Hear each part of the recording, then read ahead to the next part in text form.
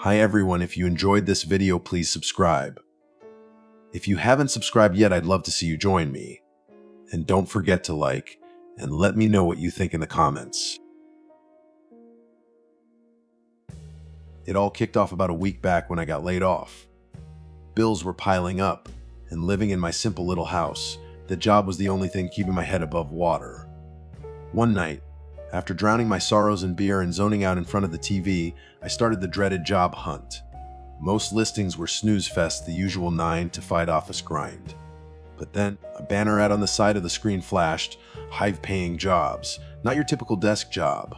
Desperate times, right? So, against my better judgment, I clicked on the shabby-looking ad. A website slowly loaded, crammed with links to different jobs, each with a weird description. Deep web jobs, the site declared. House sitting is all $100 per shift. Camera room duty. Watch all rooms. Keep the house secure. Rules and link. Easy money, I thought, instantly regretting that thought now. Crop harvested all $150 per field. Harvest a cornfield. Tools provided. Rules and link. I scanned down the list. House sitting seemed like the least sweaty option, and $100 for a few hours. I clicked the link, already picturing that cash. Up popped a sign-up form asking for my email. I typed it in, quick as anything, and got a message. We hope to see you soon. Feeling a sliver of hope, I crashed into bed and switched off the light. Just as I was drifting off, my phone buzzed. Annoyed, I grabbed it. Email. Hup! I tapped the notification. Your application is being accepted.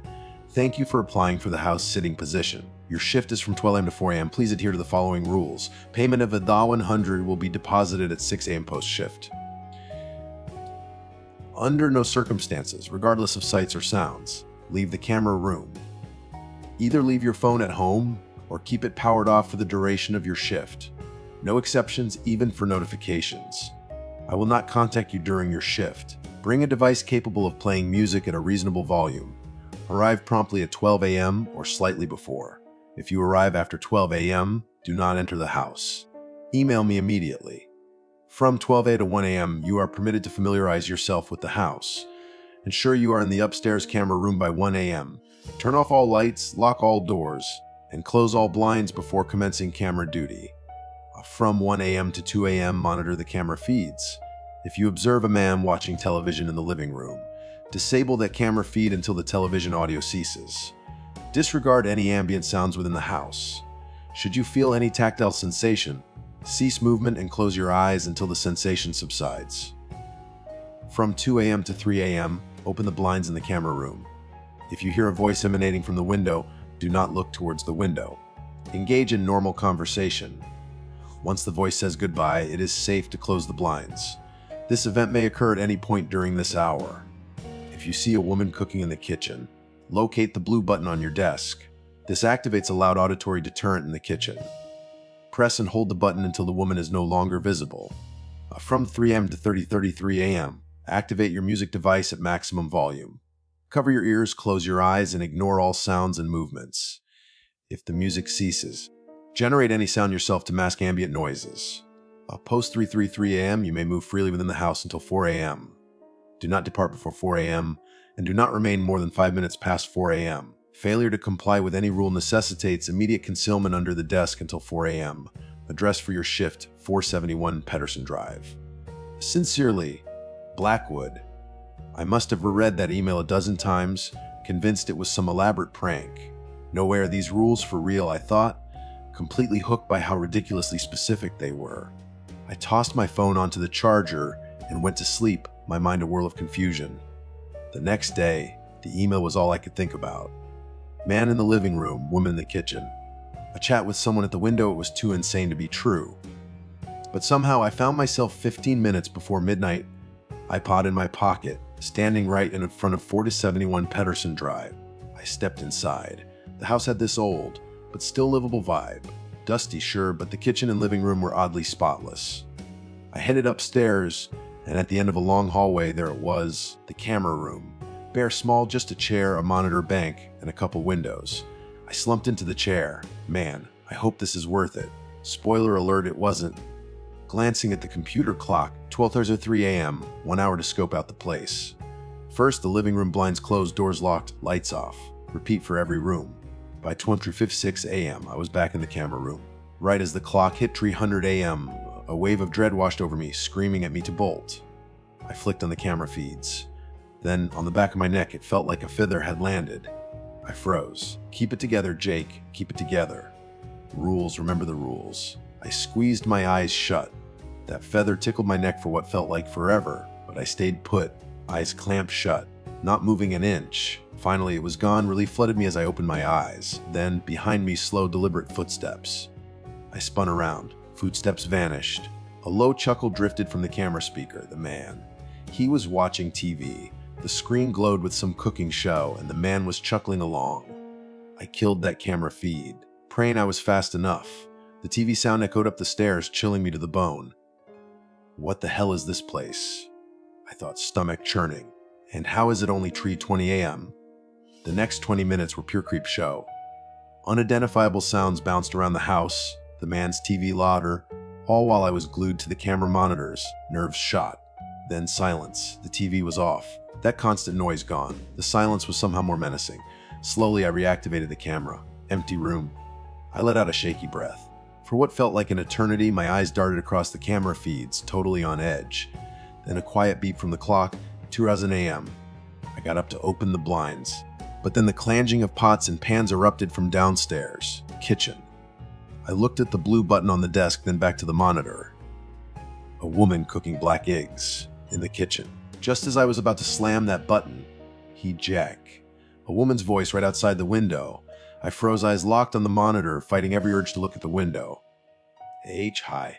How was your day? My voice shook like crazy. I was terrified, no point in pretending otherwise. Just taking a stroll around the neighborhood, saw you were here, thought I'd pop by and say hello. The window she was talking through was way off the ground. You'd need a serious ladder to reach it. How was your day? My day was, fine. Thanks. The clanging from the kitchen was getting louder. Okay, well, gotta run. Nice meeting you. Nice to meet you too. Bye. I desperately wanted to get up, slam the blinds shut, and never hear that voice again, but something held me rooted to the spot. Wow, you're a smart one. Thought that would get you. Maybe next time. Goodbye. I waited, every nerve screaming. I waited until I was absolutely positive she was gone. Then I yanked the blinds shut. Once that ordeal was over, I realized the woman in the kitchen was gone, even though I hadn't touched the blue button. Oh no, I thought I'd broken a rule. And it was only 2:30 a.m. Now I'm huddled under this desk, typing this out on my iPod. Some lady in a ragged apron is pacing around the room upstairs. I'm too scared to even breathe it too loud. So please, if you ever see an ad for dark web jobs, don't click it. Update. It's 4:30 a.m. now. I made it out of the house. I'm safe. My left leg is a bit messed up, but I'm getting ahead of myself. Let me tell you what happened. The kitchen lady just kept circling the room, making these soft, groaning noises, drool everywhere. I stayed as still as stone, frozen every time she turned my way. Then a soft beep from the desk. 3:00 a.m. The lady in the room just melted into the floorboards, screaming. A scream of pure agony. At this point, I was supposed to blast music on my iPod, close my eyes, cover my ears. But huddled under the desk, I didn't know if the rules still applied. I waited silence, until the walls and floors started to writhe. The house itself twisted, faces bulging out of the walls. The sound, the only way I can describe it, is the house itself screaming in terror. I couldn't take it anymore. My brain screamed, run, get out, now. But I knew I couldn't move. I squeezed my eyes shut, fumbled for my iPod, and hit play. Music blasted. The house screams faded under the music. It was almost calming. But in the back of my mind, I knew what was happening around me. Music blared, eyes clamped shut. Then silence. Music stopped. I opened my eyes. House was normal again. Shaky, I stood up, looked at the clock. 3:34 a.m. I scrambled back under the desk, just lay there terrified. But nothing else happened. I just sat there for another 35 minutes until the final beep. 4:00 a.m. Freedom. I got up, walked down the hallway, down the stairs to the front door. Sweet, cool night air hit my face. Relief. Pure euphoria. I walked home, grabbed my phone, went to email Mr. Blackwood. Email gone. Website gone. No trace of him anywhere. Tried to sleep. Faces. Couldn't get the faces out of my head. The look in their eyes indescribable. Don't know if I'll even get paid. Don't care. Just never want to go back to that house. Update at 6:00 a.m. now. Package on my doorstep. Inside. $80 and a letter. You can't escape? Hello again, Jake. So you made it for your shift last night. Appreciate that. But you broke a rule. $20 deducted. Pretty sure you already figured it out, but I can tell you don't want to come back. Most don't. And I'm here to tell you can't escape. Stepping into that house, you pretty much signed your soul away. No matter what, you'll be back at that house by midnight. That is all. Sincerely, Mr. Blackwood. Last night's sleep. Nightmare fuel. Couldn't shake those images from my first shift. Spent the whole day glued to my bed, dreading midnight, but midnight always comes, doesn't it? 11:57 p.m. I just belly for anything to stop what I knew was coming. 11:58 p.m. iPod trash. Good 11:59 p.m. Crawled into bed, squeezed my eyes shut. Then, pressure on my feet. My comfy bed vanished from under me. Eyes snapped open. Back in that cursed house. iPod in hand. Printed rule sheet too. What the hell? How is this even possible? My brain short-circuited. I bolted for the door, fists hammering against the wood, desperate for any way out. Nothing. Trapped. Defeated, I dragged myself upstairs, slumped into that camera room chair. Just sat there crying for a solid hour. Then 100 a.m. hit, and with it the man's TV laughter. I reflexively killed the camera feed. Kept sobbing. Didn't care about the rules anymore. Didn't care about the sounds. Then a hand clamped around my neck. Ice water in my veins. Froze. Eyes shut tight. Tried to breathe. Tried to stay calm. The grip tightened tighter, squeezing the air out of my lungs. Just when I thought I'd black out, it released. Gasping, I grabbed the rule sheet, the one they'd given me at the start of the first shift. At the bottom, a handwritten note from Mr. Blackwood himself, good luck. Charming. I glared at the cameras, took a deep breath, tried to pull myself together. Okay, Jake, you can do this. You survived it once. Get it together. Listen, silence. No TV anymore.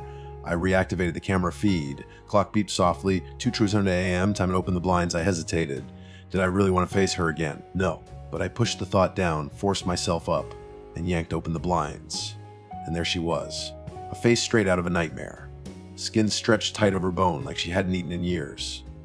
Skin? Not just pale, but translucent, almost airtight. No meat on her bones at all. Her smile ear to ear, literally. Skin sagged down at least 2 feet below her jawline. Eye sockets were huge. Black pits, bloodshot eyes with these tiny, Betty yellow pupils staring right at me. Hello again, Jake. Blinds slammed shut. Instinct took over. Dive under the desk. Except the desk wasn't a desk. Just a solid block of wood, nowhere to hide. Panic flared. Footsteps. Slow, heavy footsteps coming up the stairs. Oh God, the doorknob turning. Door lock! Thank God! I remembered to lock it this time, but she was right outside, screeching, hands pounding on the door. Sounded like she was trying to break it down. It was only a matter of time. What do I do? Locked door. For now. But that screeching on the other side, it was getting louder, more frantic, like nails on a chalkboard times 10.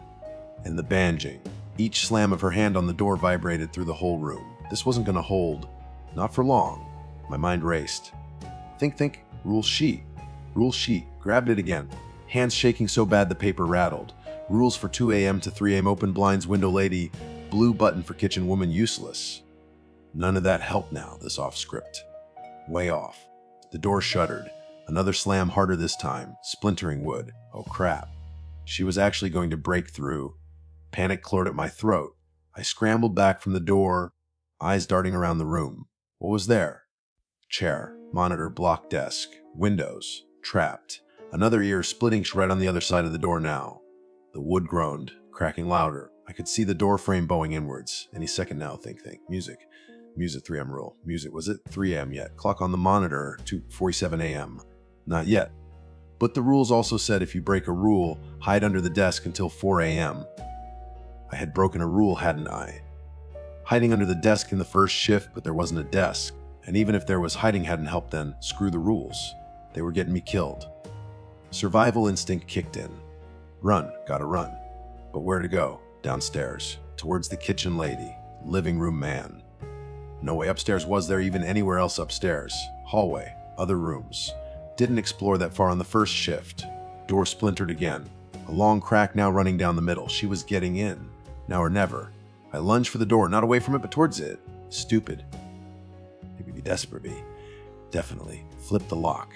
Yanked the door open. Blinding hallway light. She stumbled back, surprised screech cut off mid-shriek. Didn't even look at her face. Just shoved past, heart adrenaline pumping. Down the hallway, fast as I could. Hallway stretched on, doors lining both sides. Didn't know what was behind any of them. Didn't care. Just needed to get away from her. Footsteps pounding behind me. She was still coming. Fast. Faster than she looked like she should be able to move. First door on the right. Jammed the handle, threw myself inside. Slammed it shut, fumbled for a lock. No lock, crap. Just a bedroom. Dusty, old furniture, bed unmade, creepy doll sitting on a chair in the corner. Didn't matter. Better than the hallway. Leaned against the door, heart hammering, listening. Screeching closer. Pounding on the door to the camera room. She was confused, maybe. Thinking I was still in there. Hope flickered. Maybe I could buy myself some time. Footsteps stopped outside the camera room. Silence. Too quiet. Way too quiet. Then slow, deliberate footsteps moving down the hallway again. Towards this room. She knew. Somehow, she knew. No time to think, no time to hide. Just gotta move window. Bedroom window. Raced to it, threw it open. Night air, blessedly cold and normal. 2 stories up. Too high to jump without breaking something. Or everything. Looked around frantically. Sheets. Bed sheets. Stupid idea, maybe. But only idea I had. Ripped the sheets off the bed. Started tearing them into strips, knotting them together. Making a rope.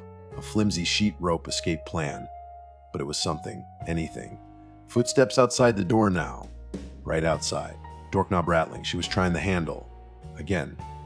Door wasn't locked. Just a flimsy wooden door between me and that. Sheet, rope, almost done. Knotted the last strip. Tested it. Yanked hard. Felt okay-ish. Probably break. Probably gonna fall and break my neck. Better than staying in the room. Doorknob turned. Slowly. She was in. Door creaked open. Didn't look back. Just threw one end of the sheet rope out the window, prayed it would hold, and climbed up onto the windowsill. Cold night air on my face. Looking down. Ground way too far. Hello, Jake. Voice right behind me. Calm now. Too calm. Not screeching. Just conversational, like we were having a chat about the weather. But I knew it was behind that voice. What was reaching for me? Didn't look back. Just jumped. Air rushed past me cold and sharp. For a split second I was weightless, then bam. Ground slammed into me. Not as bad as I expected, actually. More like a hard thud than bone-breaking impact. Thank God for soft soil, or whatever that was. Leg twisted under me, though. Felt a sharp pain shoot up my left side. Crap. Scrambled up, ignoring the pain screaming from my ankle. Didn't look back at the window. Just ran. Limped more like. Across the lawn, towards the streetlights, away from the house. Away from her. Every muscle in my body was screaming, but adrenaline was a hell of a drug. Kept pushing, kept moving. Got to the street, finally.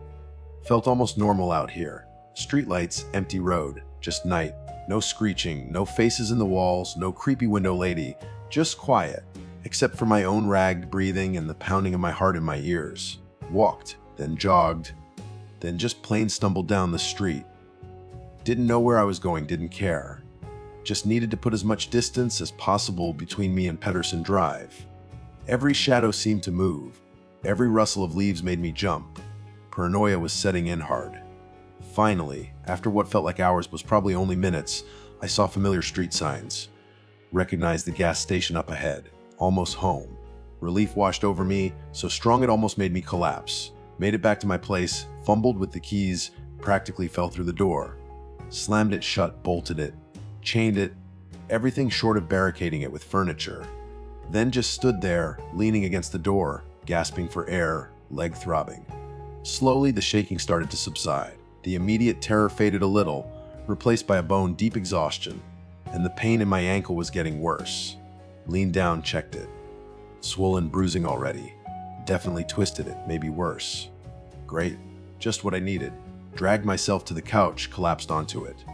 Everything ached. Mine was still racing, replaying everything that happened. The email, the rules, the man, the woman, the house itself, it all felt like some insane fever dream. But the throbbing ankle, the lingering fear that was real. Too real.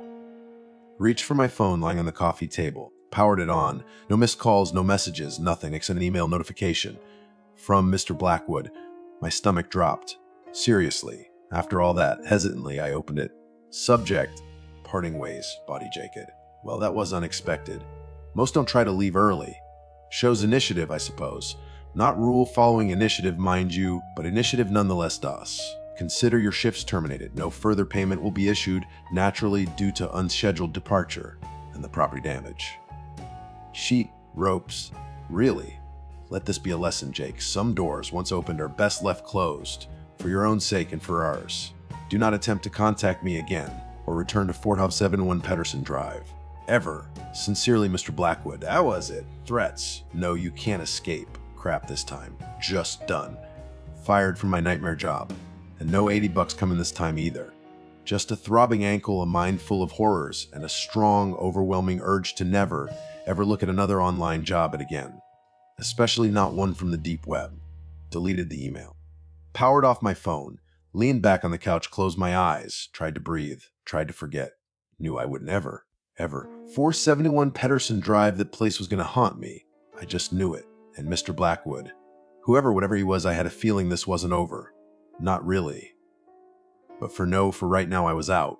And that was all that mattered. For now. I'm chilling at home, right? Name's Alex, by the way. Weed's usually my thing, keeps me mellow, you know? My buddy, let's call him Liam, sorts me out for that. But sometimes, just sometimes, I want to go a bit deeper. Acid, coke, that kind of vibe. Dark web's my go-to for that stuff. Seriously easy, it's kind of messed up. Click, Bitcoin, boom, party favors in my P.O. box. But I'm also nosy as hell, the dark web. Always seemed like this forbidden zone, you know? Up until recently, I was just using it for the drug thing, sites my mates gave me. But then, the other night, I was actually sober, rare I know. Bored out of my skull, I fired up Tor, thinking, let's see what kind of crazy shit's actually on this dark web. If you've ever dipped your toes in there, you know you can't just Google Fred Rooms or Ira Hitman and expect results. Nah, you gotta find the back alleys, the hidden doors, links, basically. So, back to Google I went, hunting for links to some seriously messed ups. I know, weird, right? Actively looking for the grossest stuff. But as soon as I was in the dark web that night, this morbid curiosity just took over. Spent ages hunting for links. Everything I found was either too tame, or the links were dead ends. I was about to bail, seriously wishing I would've. But one last try, I hit up Reddit. Figured I'd check out ours at Deep Web. Didn't expect a thing, just scrolled through the aught posts for ages, then switched to new. And then bam, there it was. Simple text post title, Esli RSSS 990 Ledif R9 and NGCRVCS. In the post itself, just a bunch of letters and numbers, Z3 Cob Cli 3, if you're into that kind of thing. Took my brain a sec to click, but then it hit me. It was a link, probably to some Hitman site, right? So naturally, I pasted that bad boy into my Tor browser. And wouldn't you know it, it worked. Before I went any further down the rabbit hole though, I thought, hang on, let's check out the OP's profile, see if they've posted any other dodgy links. Click back to the post. Profile deleted. Creepy. Anyway, back to the dark web tab. Site loads. Right across the top in big letters, Slyros ass sign off a lendi FRNUN jigs RVCS. Next to it, this cheesy skull and a crosshair logo. I actually chuckled. This has got to be fake, I thought, but I scrolled down anyway just to see. And yeah, things got weird fast. White text on black background, proper basic website vibes. Big paragraph of text, and a little box to the side that just said place an order. The text was the main event though, filled the whole page practically. It went something like this. Slayer's Assassinations and Life-Ruining Services offers everything from acid attack, crippling, blinding, castration, torture, rape, beatings, and good old death. We have the lowest prices out of any other company running similar services, and we are worldwide. We have a dedicated and experienced group of staff based all over the world. So if you need someone to be assassinated, or maybe you just want them scarred for life, don't hesitate to contact us. I laughed again. Satire, right? Had to be. I was even tempted to order something, just to see what the hell would happen. Funny thing is, I actually have a decent job, could probably afford it. Better not risk it, I told myself.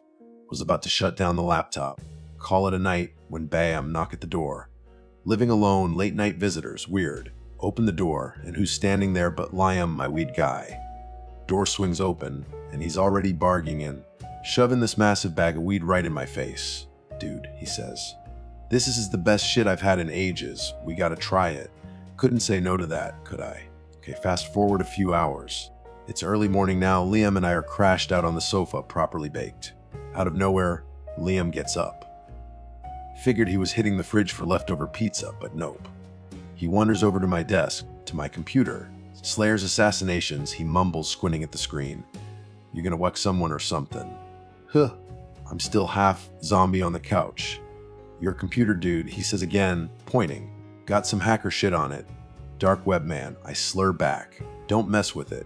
Still mostly horizontal, not really paying attention. But then he says something that actually makes me sit bolt upright. Hey man, he says, grinner like an idiot. Let's order Hitman, on you. I'm suddenly wide awake, stumbling over the PC. Part of my brain is screaming, "No, what the actual fuck are you doing?" But the other much higher part is thinking, dude, how hilarious would that be? Order a Hitman on myself. And yet, high brain wins. I agree. I do manage to wrestle him out of my chair though, because even in my baked state, I'm not letting him near my credit card details when I'm about to transfer Bitcoin. Priorities, right? So there I am, filling out the order form, personal details, age, even uploading a photo of myself. Felt totally surreal. Then comes the what do you want to happen menu. I just went for plain old assassination. Cheaper than some of the other options, believe it or not. Could have paid extra to get beaten up first, but even stoned, me thought that was a bit much, even for a joke. God, the whole thing was ridiculous. Anyway, order placed. Confirmation email comes through. Boom. Dumb ordered myself on the dark web. Liam and I are cracking up for a while. Proper hysterics. Then he finally heads off about an hour later and I just pass out. Wake up around 9 a.m. Managed to get a solid 6 hours even if it felt like 3. Dragged myself out of bed. Trackies and a t-shirt, yeah, I sleep naked, Judge May. Brewed a coffee, settled down to play some games, just chill Sunday vibes. Then it hits me. Properly hits me. I ordered my own death last night. Even though I was still telling myself the site was bullshit, a proper pit opens up in my stomach. Even when I'm high, I usually make some kind of sense. I chuckled to myself. Liam's weed must have been seriously strong because I couldn't remember a damn thing about placing that order. Normal person would probably freak out. Call the cops. I don't know. But me? Still kind of out of it, I just carried on with my day. A bit more jumpy, sure. But like I said, I was convinced it was all fake. Even laughed at the confirmation email from the website. Said their hitman had been dispatched on his way. Like ordering a pizza, right? Tempted to email back and ask for express delivery. Turns out, I kinda got it. Didn't actually see him arrive, not at first. But around the time I started chucking together some dodgy dinner, I noticed this blacked out Sedan parked across the street from my house. Now, I don't live in the sticks, but my street's pretty leafy, loads of trees and bushes between houses. You wouldn't normally notice a car parked over there unless you were looking for it. At this point, yeah, I started properly freaking out. What if the site was real? Even though I'm a pretty big dude, adrenaline just spiked. I don't own any weapons, unless you count a slightly oversized kitchen knife. Fuck it, I thought. Gotta confront this. Threw on a hoodie, slipped the knife in the front pocket just in case, and marched right out of the house, straight up to the driver's side window of that car. Even I was surprised at my own ballsiness. Knocked on the window. Nothing. Seriously anticlimactic. I was geared up for a fight for my life, all because of a stupid high idea. But yeah, nothing happened. Leaned right in, practically pressed my face against the glass, trying to see past the tint. Looked like just 2 empty seats in the front. Nobody even inside. False alarm, right? Got all worked up for nothing. Decided to hang around by the car for a bit, see if anyone showed up, but after half an hour, hunger pangs kicked in. Had to get back inside, rescue my dinner from the oven. Swear, it was literally a minute between me going back inside to grab my food and glancing back out the window, car was gone. Vanished. Didn't even hear it drive off. Guess I'm eating dinner with all the curtains shut and doors locked. I muttered to myself, feeling properly paranoid now. Just started to actually calm down, fork in hand, when BAM. Power cut. Total blackout. Broad daylight outside, coupled with the car, it clicked. This was real. I had actually signed my own death warrant. Bolted upstairs bedroom, slammed the door, locked it. Then, proper coward move, I hid under the bed. Couldn't call the cops, could I? What would I even say? Yeah, hi officer. Turns out when I was totally stoned, I paid $5,000 for some random hitman to kill me, and now he's here. Send help ASAP, cheers. Nah. So, here I am still under my bed. Been here for an hour now, typing this out. Think of it as my last words, my epitaph or something. I know I'm screwed. Just a minute ago, I heard the back door downstairs creak open. This whole story might seem like a joke to you reading it, but right now, under this bed, I'm praying to a God I haven't bothered with in years, begging him to cut me some slack, let me off the hook. But I know it's not going to happen. Bedroom door just opened. And yeah, I can see a pair of big black boots standing right there. Okay, so this is probably right. Boots are still there. Big. Black, definitely not friendly. Heard another creak downstairs just now, so it's not just boots anymore. Someone's definitely in the house, moving around, slowly, deliberately, like they know exactly where I am. My heart's hammering so hard I can practically hear it over the floorboards creaking downstairs. Sweat's dripping down my back, even though it's freezing under here. Stupid knife feels pathetic in my pocket now, like a plastic toy. What was I even thinking, grabbing that? Rambo in the kitchen, yeah right. More like Scooby-Doo hiding under the bed. Every tiny sound is amplified. Feels like the house is made of paper and about to collapse. Each footstep downstairs, each little shift of weight closer, like in a horror movie. But this ain't a movie. This is real. This is actually happening. To me. Because I was a goddamn idiot. Remember laughing about it with Liam. Joking about ordering a hitman on myself. Fucking hilarious, right? Yeah, not so funny now. Now it's just cold. Proper cold dread. The kind that seeps into your bones and freezes you from the inside out. Boots moved again. Closer to the bedroom door now. Can almost feel the guy on the other side. Just waiting. Listening. Probably knows I'm here. Under the bed. Pathetic. Gonna try and be quiet now. Real quiet. Maybe if I don't make a sound, nah, who am I kidding? He knows. They always know, right? Movie logic, real life logic, doesn't matter. If you order a hitman on yourself, they find you. That's just how it goes. Just heard the bedroom door handle a turning. Very well, that's it then. Wish I hadn't been such a dumbass. Wish I'd just stayed off the dark web. Wish I'd said no to that weed. Wish a lot of things right now, but wishes don't matter. Boots are moving again. Bedroom doors opening wider now. Light spilling in from the hallway. Can see the bottom of his trousers now. Of course. Okay, deep breaths. Maybe if I have two for goodbye. He told me I was dying. Seriously, just like that. A few weeks back, I was parked up in my car right on the edge of this cliff overlooking the lake. Engine running, staring out at the water. Geese honking in the distance, clouds breaking up in the sky, nature doing its thing. And me. I'm gripping the steering wheel, realizing I'm about to lose everything. That feeling of just being free, It hit me hard. In my head, it was so easy. Just a little push on the gas, and the car goes over, flipping and crashing into the deep blue. Simple as that. But man, I just couldn't do it. Didn't have the guts, I guess. When the doc dropped the bomb terminal, he said my whole world just tilted sideways. I'm supposed to have a life, right? Get married, kids, travel, the whole deal. Then bam, terminal disease. Felt like the universe just punched me in the face. My friends, bless them, they freaked out. Couldn't accept it. But the doctors, they laid it out straight. Best thing to do is celebrate what time I've got left. So, you're probably thinking, Ethan, dude, why were you about to drive your car off a cliff then? And that's where my story really starts. See, when my friends were scrambling for answers, one of them, bless his knave heart, showed me the dark web. Like some secret, mysterious place online. He swore up and down I could find miracle cures there, stuff doctors wouldn't touch.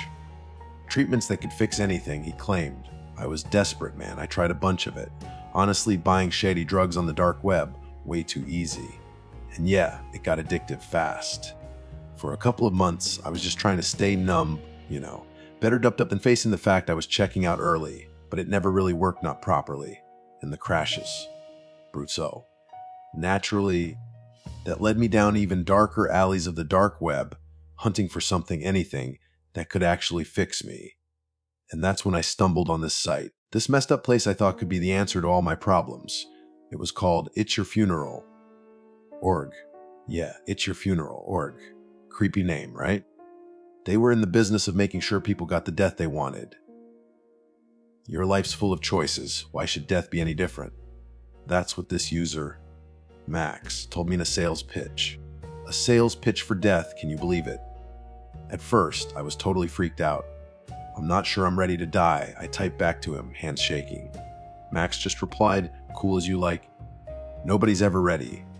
That's the beauty of what we offer. You take control, get your stuff in order, and meet your maker on your own terms. Sounds good in theory, I told him. But it's not like you guys have customer reviews, do you? Like, who's gonna write a testimonial after you know? He comes back with this line about investment in your future.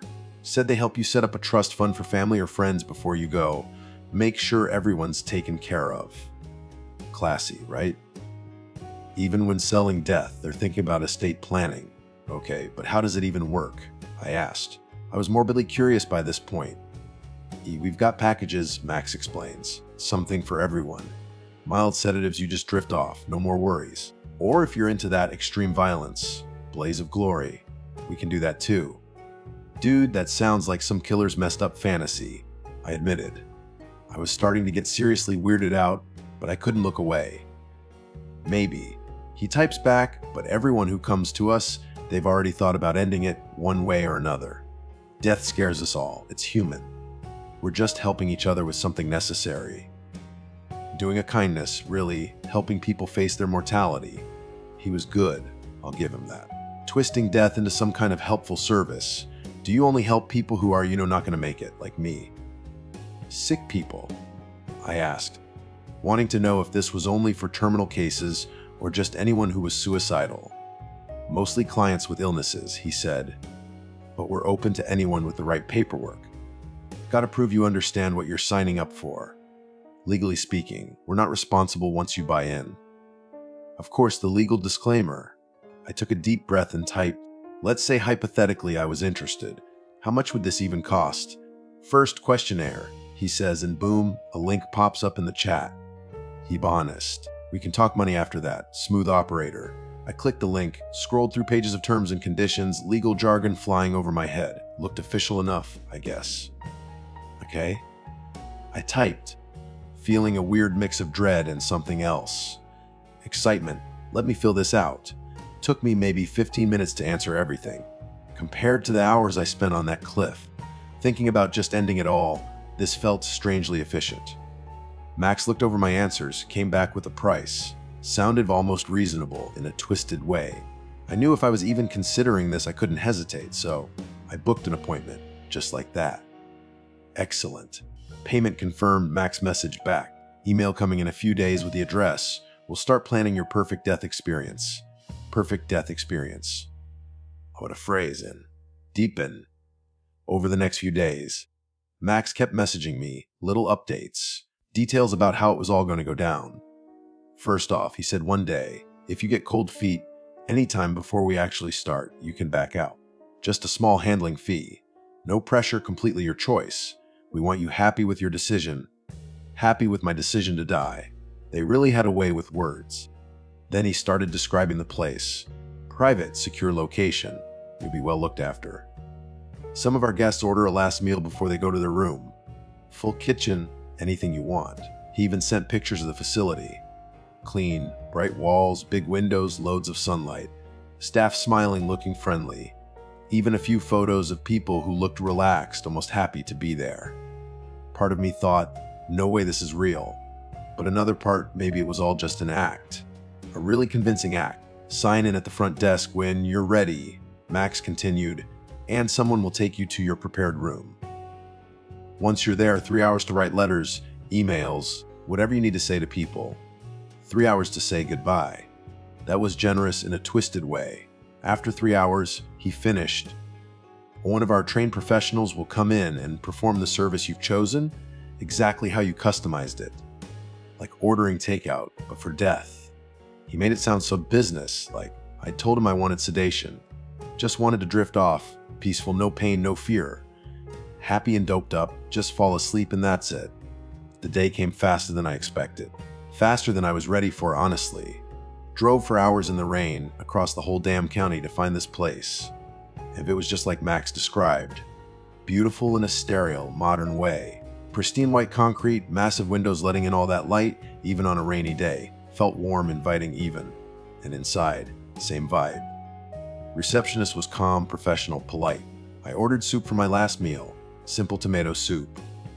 Reminded me of my mom somehow. Finished eating, tipped the waiter. Weird to tip someone when you're about to, you know. Then I walked up to the desk, signed my name on some form, and just said, "I'm ready now. No turning back." "Of course, sir," the receptionist said, all calm and collected. "Someone will be with you shortly." A minute later, a guy in nurse scrubs came over, led me down a bright hallway. "Room number 6, he pointed. "Make yourself comfortable," he said, handed me a key, and walked back to the lobby. Just like that, my final destination, room 6. I unlocked the door, pushed it open, and stepped inside. Pitch black. Couldn't see a damn thing at first. No windows, no lights. I reached for the wall, fumbling for a switch, and that's when I heard it breathing. Someone else was in there with me. Suddenly, every hair on my neck stood up. Found the light switch, flipped it on just as the door slammed shut behind me. Loud clang of metal, like a deadbolt locking me in. And then I saw him, across the room. Stranger, dressed in a full-on Grim Reaper costume. Black robes, scythe, the whole 9 yards. But the face that was messed up, instead of a skull, he was wearing this mask. Deer head, but twisted, covered in these bony, cancerous-looking growths. Freaky as hell. What the hell is this? I yelled, freaking out, trying to yank the door open. Locked solid. This isn't what I ordered. Sedation, happiness. Peaceful sleep, that's what I signed up for. Not this. His voice, it was like thunder, deep and rumbling, seemed to come from everywhere at once. "Death is never a choice," he boomed. "It's cruel, cold, inconvenient. It takes everything, just like it doesn't care who you are. Absolute, and it's never what you want it to be." He moved so fast, I barely saw it coming. Side slammed into my shoulder. Felt like getting hit by a car. Metal ripping through muscle bone. Screamed, pure instinct took over. I went for his eyes. Fingers jammed into those weird mask eye sockets. He stumbled back, surprised, scythe still stuck in my shoulder. Adrenaline pumping, I ripped the scythe out of my own flesh, pain exploding, and swung it around. Brandished it at him. No time to think, no time to hesitate. Ran at him, scythe whistling through the air, and slashed it across his throat. He gurgled, blood pennant everywhere, choking, clawing at his neck. Stumbled backwards, towards the wall, fumbling for something hidden. Suddenly, the room started flashing red, bright red strobes, ringing in my ears. Couldn't move. Couldn't react. Then, BAM staff rushed in. To save him, not me. Someone tackled me, slammed me to the ground, jabbed me with a needle. Sedated me instantly. Fading out, I heard screams, shouting, chaos, confusion. Then blackness. Woke up strapped to a chair. Another shadowy figure in front of me. Different guy this time. Not the outcome we expected. "Ethan," he said, voice smooth, cold. I was right all along, I spat back. "This is just a sick, twisted business. Maybe," he shrugged, "but you signed an agreement. Broke it when you killed Max. Dear mask guy." My stomach twisted. Blackmail, that's what this was. Spend my last days in prison? So what now? I asked, expecting him to finish what Max started. He paused, then slid a keycard across the table. Office keycard. "How about you come work for us instead? No point in refusing, they had me trapped. Hook, line, and sinker. So, here I am. Now what am I?" I'm watching another car tumble into that same damn lake on a monitor. Remote control in my hand. Crash flames, another client finding that sweet release of death. Someone else who wasn't ready. Wasn't their choice, not really. I get it now. It never is. Oppenheimer had it right. No, I am become death, the destroyer of worlds. It's messed up, right? Finding a doctor on the dark web. Looking back, it's almost funny how much I loved science, because that love kind of screwed me over. It just doesn't seem fair that wanting to learn more, being curious, would lead me down such a shady path. All I ever wanted was to be good at my job. See, I'm studying to be a doctor. Medicine, you know? Ever since I was a kid, the human body blew my mind. Even when we treat it like crap sometimes, it's still like perfect. The way organs are put together, how they work. The brain, this crazy high-tech computer in our heads, and even veins, Those blue snake, like things carrying blood to the heart to get cleaned and sent back out. Magnificent. Seriously. So yeah, easy choice for me. I wanted to dive deep into all that body stuff, learn every little detail, and maybe, fix things when they broke. Don't get me wrong though, getting into med school, total drag. Most of the time it was just a grind learning stuff I didn't care about. Pointless crap mostly. But I pushed through and got into uni. Uni was weird. Some lectures were actually cool, digging into the real secrets of what we were supposed to learn. But most of them, just some boring dude reading off a PowerPoint. Knowledge you could get from flipping through a science magazine. Magazines I'd already read, by the way. So campus days usually just blah. I'd secretly hope for some amazing anatomy fact in class, but that was rare. Friends, not really. Friendly with classmates, sure, but we didn't click outside of class. Only thing we had in common was being med students. They weren't wired like me. Most of them were in it for the doctor thing, the fancy title, the big paycheck. Some genuinely wanted to help people, patch them up when they got sick, but learn. Really learn, not like I wanted to.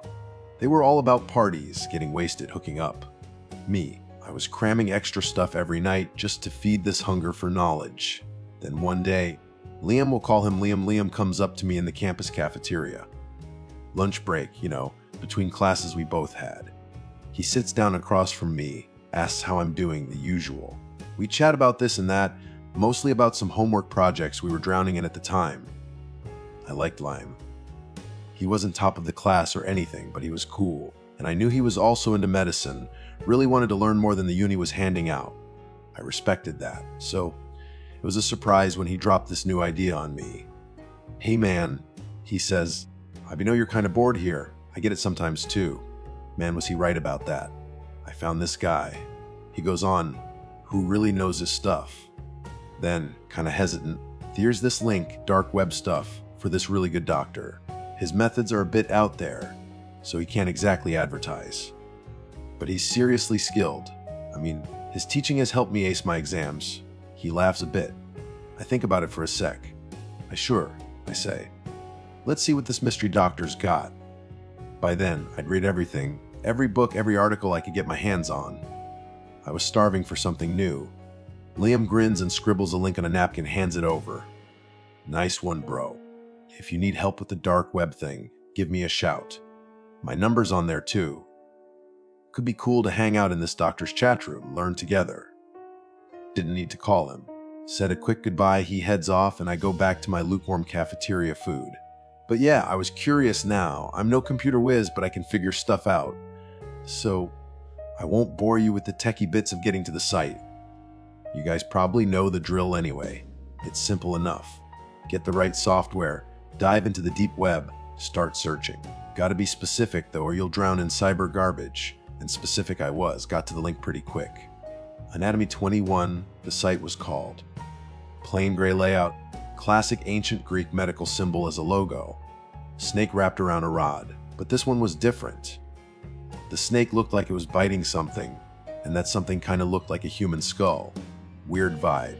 There was a webcam pointed at an empty white room and a chat room next to it. Chat room had maybe 50 people online, just chatting about different medical fields, guessing what they'd learned that day. 10 minutes later, two guys in scrubs walk into the room, dragging a big surgery tool table. One of them ducks out of frame, the other stands in front of the camera, still masked up. Hello, my dear audience. Great pleasure to see so many of you here today. This is a place for learning, for understanding. Pay attention and observe the details, he says. Like that intro. Felt like a real professor. For those new here, I'm Dr. Albright. Just call me doctor in chat. Every 2 weeks, we meet here to discuss anatomy, how it works, the practical side of things. As he finishes, the other guy comes back in, pushing a surgery table. This table's got something under a sheet, body, I guess person maybe? Chat count jumps to 250. The helper guy, also masked, pulls off sheet, yeah. Not a dummy. Living person. Wide awake. Gagged, strapped down to the bed with leather. Middle-aged dude, brown hair, eyes wide with terror. Sweaty, freaking out, but tied down like a slab of meat. As you know, Dr. Albright continues, all calm. The digestive system, Crucial energy in, energy out. Today we take a closer look. Chat explodes with happy faces, people stoked about the lesson. Me, nervous. Way nervous.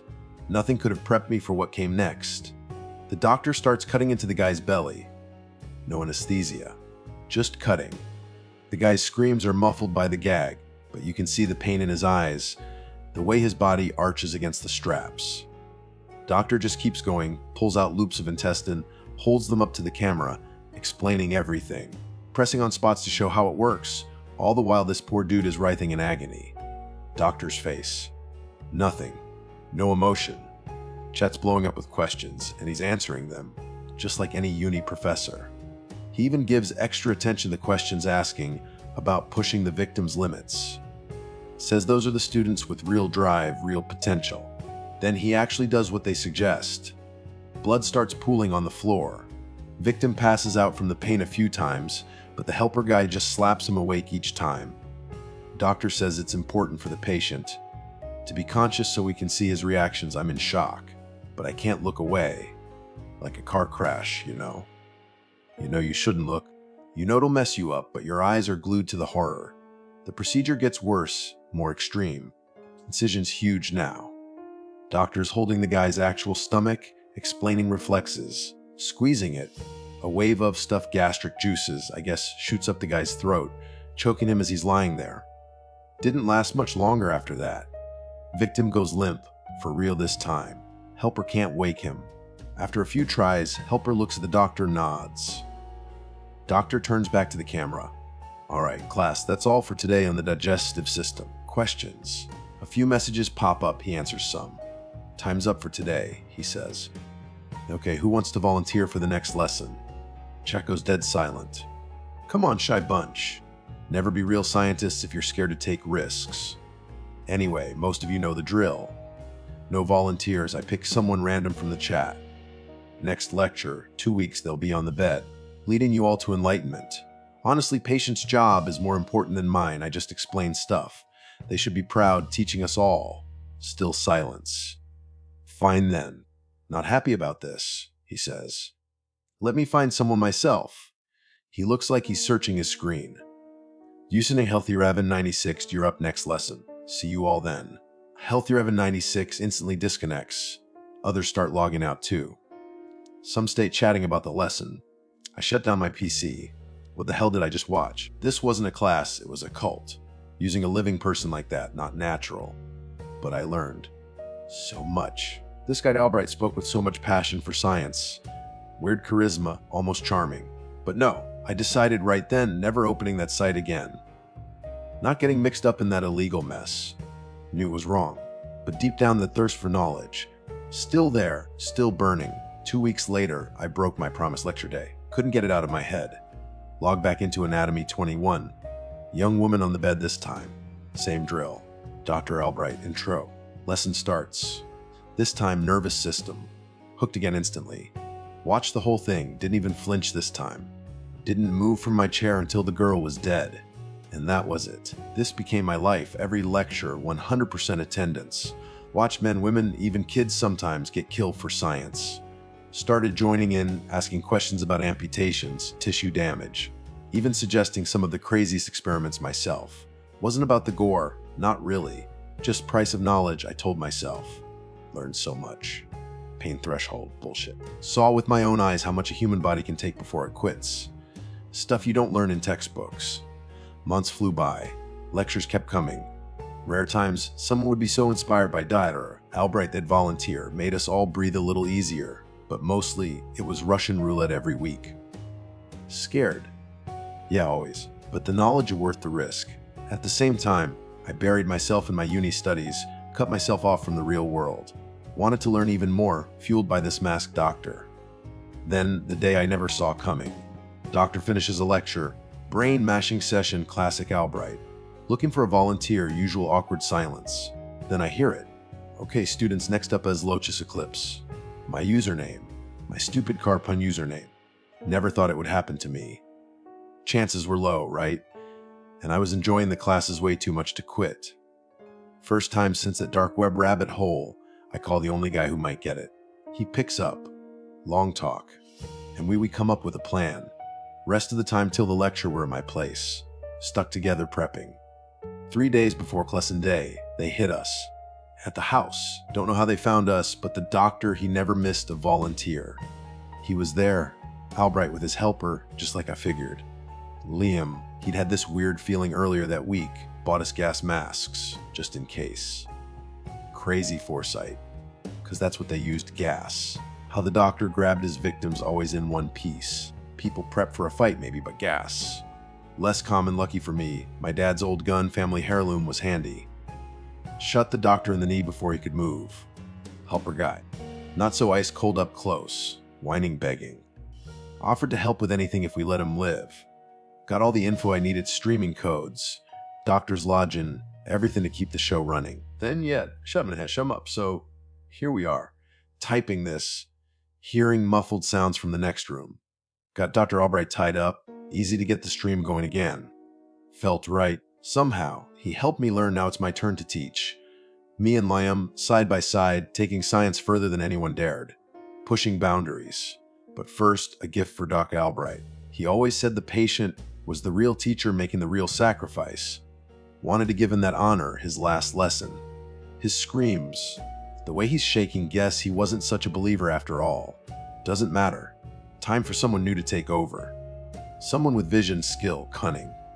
Someone like me, to continue his work. So, friends, join us, learn together.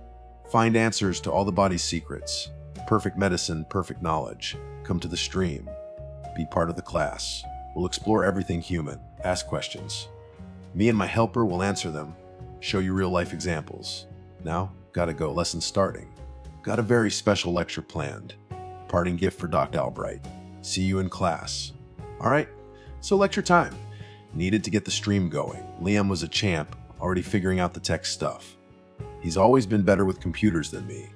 While he fiddled with wires and screens in the makeshift control room we set up in my living room, I went to check on our guest.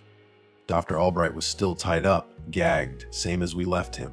Except now he was sobbing. Big, heaving, snotty sobs. Didn't look so composed anymore, did he? Remember him all calm and collected on screen, explaining guts and gore like it was a cooking show. Now, just a scared dude, pathetic really. I crouched down next to him, smirked behind my own mask. Yeah, we were both masked up now. Felt theatrical, I guess. Like we were taking on a role. Ready for your final lesson, doctor. I whispered, voice all distorted by the mask. He just whimpered, shaking his head like crazy. Didn't answer, obviously, what with the gag and all. Don't worry, I said, patting his shoulder, maybe a little too hard. You're not the teacher today. You're the subject matter. I could feel a grin spreading under my mask. This was something else. Liam gave me a thumbs up from the doorway. Stream was live. Time to go to work. We dragged Albright into the operating room, which was just my spare bedroom. Sheets taped to the windows. Surgery table we'd acquired set up in the middle. Liam had even rigged up some extra lights to make it look more legit for the stream. He was really getting into this. I positioned Albright on the table, strapped him down tight. He was fighting now, thrashing, trying to scream through the gag. Made it almost exciting, like a wild animal finally realizing it's trapped. Liam adjusted the camera, zoomed in on Albright's face for a second, then panned out to show the whole setup. Chat was already blowing up. People were hyped. Guess word travels fast in the dark web. Anatomy 21 was trending, or whatever the dark web equivalent of trending is. I stepped in front of the camera, took a deep breath. This was it. My D-bit. Welcome back, class, I said, voice still masked and distorted. Hope you're all ready for a special session today. Chat started going wild with greetings, questions, excited emojis. Felt a rush, I won't lie. A dark, twisted kind of rush, but a rush nonetheless. As you can see, I gestured to Albright on the table. We have a volunteer with us today. Some of you might recognize him. Let's just say he's a former colleague. A few people in chat caught on immediately started speculating. Is that Dra Mason? No way. Holy shit. Indeed it is. I confirmed, letting a little bit of smugness creep into my voice. Dar, Mason has generously agreed to participate in today's lesson. And what are we learning today, you ask? Dramatic pause. Pain. The limits of human endurance. Something dark. Mason himself has always been fascinated by. Picked up a scalpel from the tool table. The steel glinted under the lights. Chat was going nuts. Oh fuck, this is gonna be good. Let's go. Our Epi Dr. Mason, Murbid bunch. These guys. My kind of people, I guess. Now, I continued, walking towards Albright, scalpel held casually in my hand. Dr. Mason has taught us a lot about pain, but today we're going to experience it firsthand. We're going to explore what really happens when the body is pushed to its absolute breaking point. Beyond the textbooks, beyond the theories. Real, raw human experience. I leaned over Albright, scalpel hovering over his skin. His eyes were wide, pleading behind the gag. Too late for pleading, Doc. You started this game.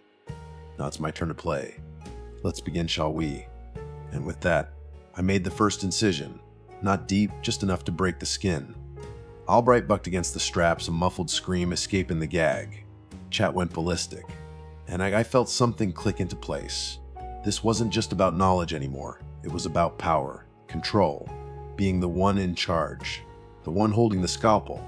Liam was working the camera, zooming in, adjusting angles, making sure everyone got a good view. He was loving this too. We were a team now. Partners in well. Whatever this twisted thing was we were doing. I started talking just like Albright used to. Explaining the nerves, the pain receptors, how the brain processes agony. But I wasn't just reading from a script. I was demonstrating. Showing them, live, what pain really looked like, really felt like. Through Albright's suffering, I went deeper with the scalpel, tracing lines across his chest, his stomach.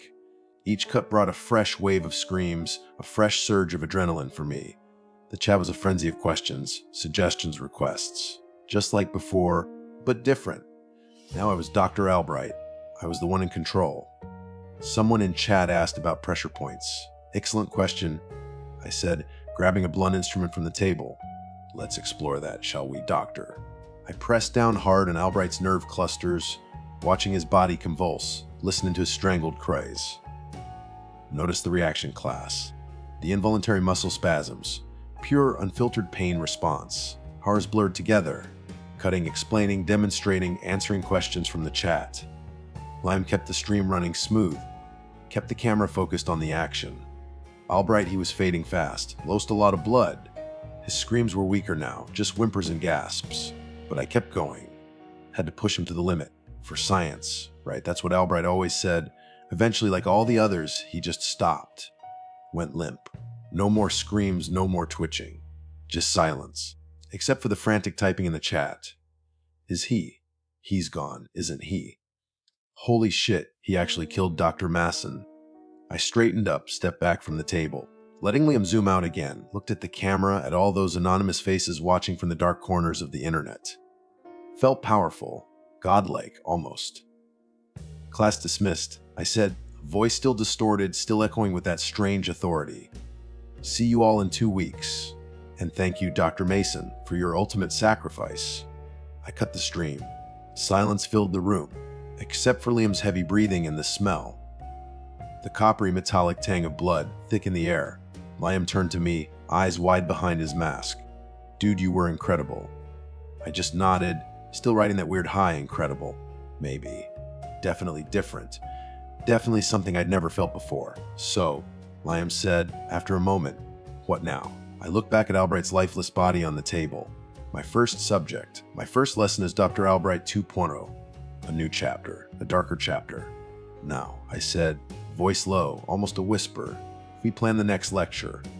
And a slow smile spread across my face, hidden behind the mask. The thirst wasn't just for knowledge anymore. It was for something else now. Something hungrier, something darker. Next lecture, Liam repeated like he was tasting the words, figuring out what they meant in this new reality. We were no longer just students, lurking in the shadows of Dr. Albright's twisted classroom. We were the classroom now. And that was a heavy realization, hanging in the air thicker than the smell of blood. Yeah, I said, finally breaking the silence. Next lecture. Gotta keep the students engaged, right? I gestured back towards Albright's body with a nod of my head. Can't let his sacrifice be in vain. Liam chuckled, a low, nervous sound. Engaged is one word for it. They were practically rabid in the chat, asking for encores already. Good, I said, a colder feeling settling in my gut. replacing the initial rush. Means we're doing something right. Means they're learning. Even as I said it, the word learning felt hollow, a thin disguise for something much darker. We started cleaning up a grim, methodical process. Disposing of Albright's body was complicated. Let's just say dark web connections come in handy for more than just finding shady doctors. Liam handled that side of things, the logistics, the digital footprints. I focused on the physical cleanup, scrubbing the spare bedroom, bleaching the surgery table, trying to erase the signs of what had happened there. Impossible, of course. The smell lingered, the memory burned into the walls, into my mind. Over the next few days, we planned. We went through Dr. Albright's old lecture notes, his research files, a disturbing collection of anatomical diagrams, torture manuals, and well, let's not go there. Liam was like a kid in a candy store, devouring it all, excited by the sheer depravity of it. Me, I was more calculating, strategic. I wanted to take this further, refine it, make it better. If better was even the right word for this kind of horror show. We decided to change things up a bit for the next lecture. Albright's lessons were always focused on anatomy, the physical body, but the mind, the brain, that was a whole new frontier. Untapped potential for education, and for other things. Neuroscience, I said to Liam, pacing in front of the whiteboard we'd set up, scribbling down ideas. That's the next step, the brain, consciousness, pain perception. Imagine the possibilities. Liam's eyes lit up. Brain surgery.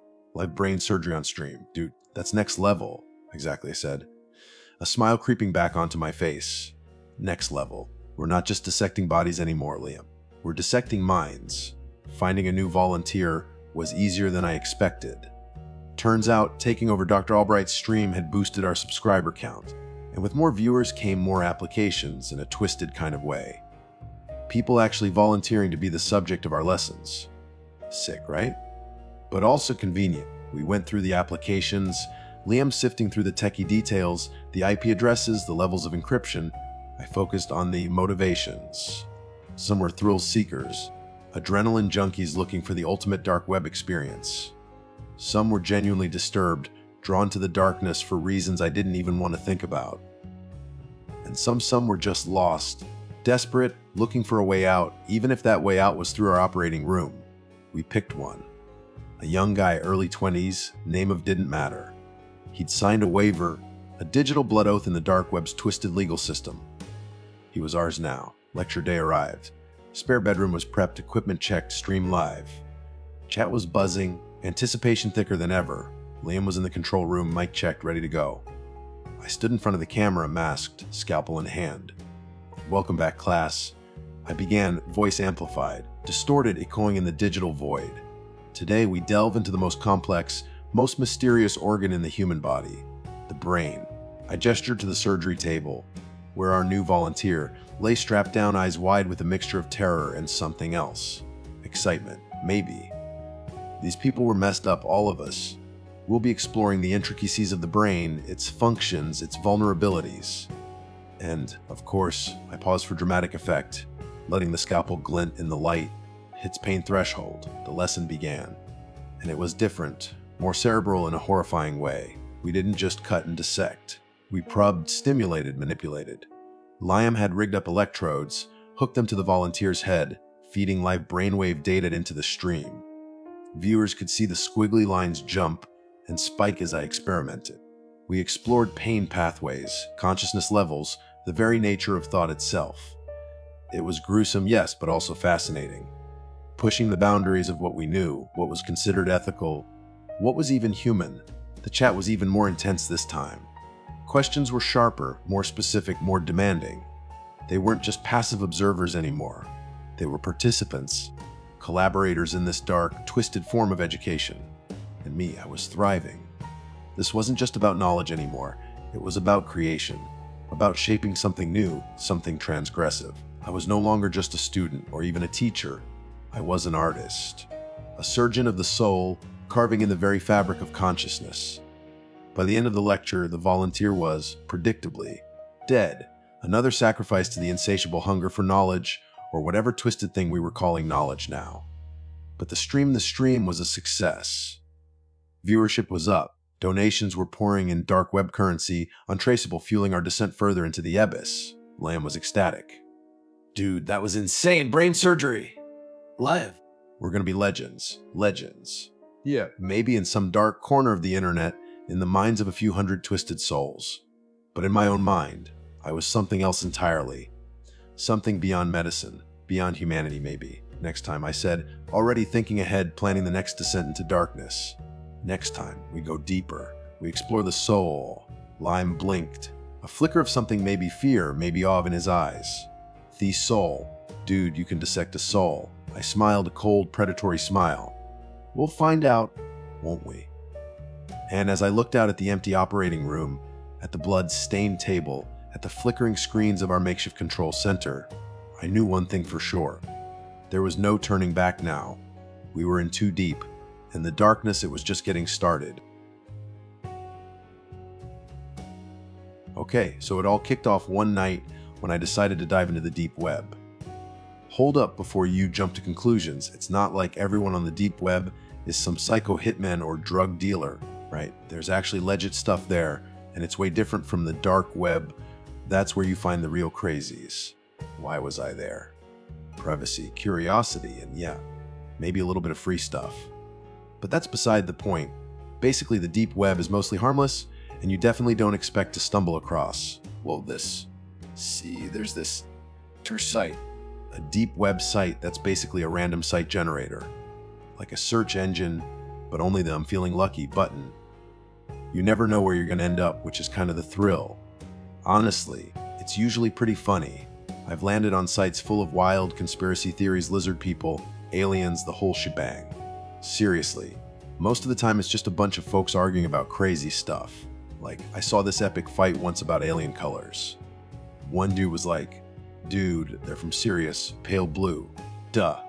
And the other guy's yelling back, are you an idiot? Aliens are from Mars, gray, and there's proof. You get the picture, right? But there were some seriously weird and cool sites I found too. Like, there was this one for real life treasure hunts. People would hide something cool and then post clues online for others to find it. The dedication people had to solving these things was insane, and I checked that site every now and then. One time, someone posted this really tricky hunt with a surprise treasure. People cracked the code, followed the clues, and they found a body. No joke. The guy who found it called the cops and showed them the website to explain how he got there. The site went dark for a few days while the police were investigating, but then one of the site admins actually helped them catch the killer. After that, the site came back online, but with a new rule. Mud's gotta see the treasure before you post the hunt. Smart move. Right? And then there was this other site, which at first glance seemed like just another conspiracy site. It was all about this guy they called the Observer. They were saying he was like an immortal time traveler or something, popping up all over the place during big historical events, just collecting data, hence the name. The site owner was claiming he was now a billionaire, living in the shadows, still observing or whatever. He wasn't even sure about half of it, admitting, he's always there, but he never really does anything, as far as we researchers can tell. But then he goes on in another post, still being an immortal time traveling billionaire data collector. You can't trust a guy like that, especially when they're a billionaire. Again, I thought it was just another funny conspiracy theory until I actually saw him across the street, staring right at me after I... Actually, hold on. I'm getting ahead of myself. Let me tell you how I messed up so badly in the first place. So, the tersite that throws you to random tersites. This time, it landed me on a forum where people were chatting about their favorite tersites. Cool new sites are always good. One of the big topics was the random site generator I'd been using. People were into it, calling it the ultimate gamble. But then this anonymous user pops up suggesting another one. He's like, yeah, that one's okay, but it only searches normal tersites. Kinda lame. Use this one instead. Bigger pool, and it's not just normal stuff. Trust me, you won't regret it. His wording was a little off, felt kinda creepy. But it was only 11 p.m., I was bored and figured, why not? Like a total idiot. I don't want to go into too much detail about this site, because I really don't want anyone else snooping around and finding it. So, all I'll say is it was black, with a red find a new site Button. I double-checked it wasn't some dodgy download link and clicked. The first site it threw me to was covered in red writing, looked Asian. But I couldn't read it. Dragons and weird symbols all over the place. Weird, but not that weird. Closed it, hit the red button again. Next up, Arabic. Swords and crescent moons. Starting to get bored. Then I spotted a tiny English version, link at the bottom. Clicked it and bam, it was a page recruiting for jihad. Took a quick look around, got bored and closed it. The next page was just blank, completely empty except for a tiny red circle in the middle. Clicked it and got a fart noise. Seriously. Annoyed, I closed it. Red button again, this time a woman crying. Then a guy walks in, holding something, and actually, nope. Nothing there. Long story short, it was disgusting and horrifying.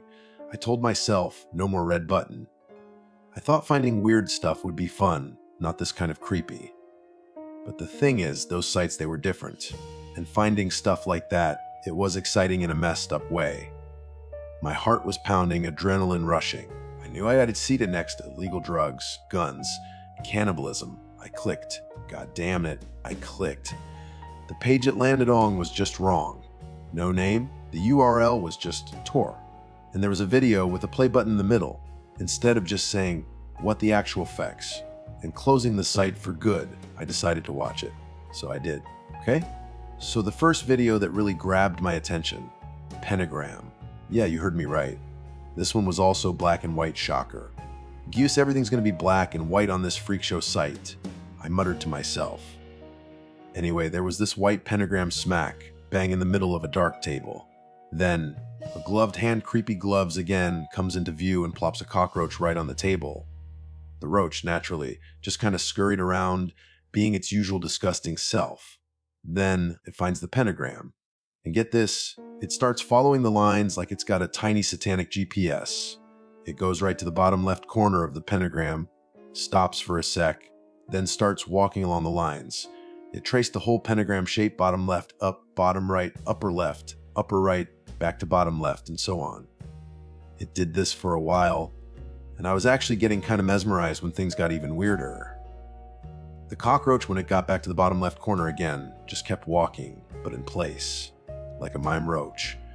Then it started moonwalking, seriously, moonwalking like Michael Jackson, tracing its steps backwards. Bottom left, upper right, upper left, bottom right, up. You get the picture. It was seriously disturbing and just plain bizarre. This time, the video cut off early. Ended before the roach even finished its first reverse loop. Disturbed, disgusted, and yeah, kinda shocked. I still hit nexty. Morbid curiosity, I guess. Next up was a super short one. Line of naked dudes. Most of them sporting boners, that's it. 2 seconds, naked guys with hard-ons. BBUTF was pretty much my reaction. Clicked nexty again, naturally. This time, it's the priest again. He's talking backwards even faster than before, and he's looking seriously pale, like he hasn't seen sunlight in years. And he's got a nosebleed, just a trickle. As he flips the page, wrong page again, naturally I see blood on his fingernail. Video ends. Next T, pentagram again. This video, like the roach one, was shot from above. But this time, instead of a roach, there's a naked dude walking on the pentagram lines. I had this totally pointless thought that this pentagram was bigger than the roach one. Then I snapped out of it and kept watching. Just like the cockroach, the guy follows the lines normally at first, then in reverse. But this time, it was a bit different. Before he started walking backwards, he kinda twitched. Looked exactly like my old buddy Jake used to after he accidentally electrocuted himself messing with a fence. Seriously weird. This video ends with him doing a few reverse laps. Then he steps off the pentagram and another naked guy steps in, ready to start tracing the lines just as the video cuts. Next. Then, I saw a naked woman, back to the camera, long, dark wavy hair, kinda messy, and she's got an upside down cross tattooed on her upper left back. Video over. Me, being even more hooked now for some messed up reason, clicked NXT. A man crying in a graveyard. Crying backwards. Video was from way far away for some reason, and being black and white didn't help. But if you squinted, you could see tears rising up from the ground and going back into his eyes. They were tiny, pixel-sized, but if you really focused then, a blackbird flies in a frame flying backwards. Yep, definitely backwards. But then my eyes locked onto something truly messed up. The same naked woman from the video before was walking towards the crying guy. Even though the video was in reverse, she was walking forward straight towards him. As she gets right up to him, the guy's eyes suck back the last of the tears, and he looks right at her. Video cuts out. Holy crap! I breathed. Then next, the priest is back, and he's even worse than before. Pale as death, blood pouring out of both eyes and nostrils. The cross around his neck is trying to spin around on its own, flipping upside down and back. Every time it happens, the priest frantically fixes it. Other than that, he's still reading from the Bible in reverse, like a total maniac. Even though there's no sound, you can tell he's shouting, like screaming his lungs out. Every time he turns a page, his fingers come into view. His fingernails are just gushing blood. Video ends, and the NXT button pops up again. What kind of demonic crap is this? I asked the empty room. This was seriously scary, and I was home alone. This was stuff no normal person should ever see. Way beyond anything I could handle without getting lifelong nightmares. And yet, I clicked the button. The next video, man, I instantly regretted it. This one was in a dark room, lit by a single, harsh light that was just bright enough to show what was happening. Black and white, naturally. The line of naked dudes, as some still rocking boners was there. This video showed where they were headed, to that naked lady. And this time she was looking right at the camera. And now, I noticed even weirder stuff about her. Pentagram tattoo right on her left boob. And she was wearing a sleep mask, one of those fluffy ones with animal eyes on it, but this one had goat eyes. Goat eyes in black and white, I thought. How much creepier can it get? Oh boy, was I wrong. First guy in line was practically vibrating with excitement. You could tell just by looking at his well, you know. She stops looking at the camera, turns to him, and lays a long, lingering kiss on him. At first, he's all blissed out, loving the kiss. Then he starts twitching, arms shaking like crazy, looking seriously uncomfortable. When they finally break the kiss, he starts convulsing like he's having a full-blown epileptic seizure standing up. Then, just as suddenly, he stops. Bodhi arches back in this inhuman way, like one of those freaky running titans from Attack on Titan, and he just keeps walking. I felt my stomach churn, but I couldn't look away. Same thing happened with every dude in the line. Kiss, seizure, arched back, walk on. As I kept watching, I started noticing more details. Like all the guys started walking exactly the same way after the kiss, even though they all had different gaits before. And their pupils, man, their pupils dilated like crazy right as they got kissed, making their eyes just black pits of horror afterwards. And yeah, one of the guys in line was the dude crying in the graveyard video. The video ended, and then next, I stared at that button, hard, like really hard, totally unsure what to think, what to do. But yeah, you guessed it, I clicked it. The priest was back. His Bible was soaked in blood, just like his eyes, nose, mouth, ears, literally everything, and everywhere was drenched in blood. This time, he was staring straight into the camera. Angry, terrified, pale as a ghost.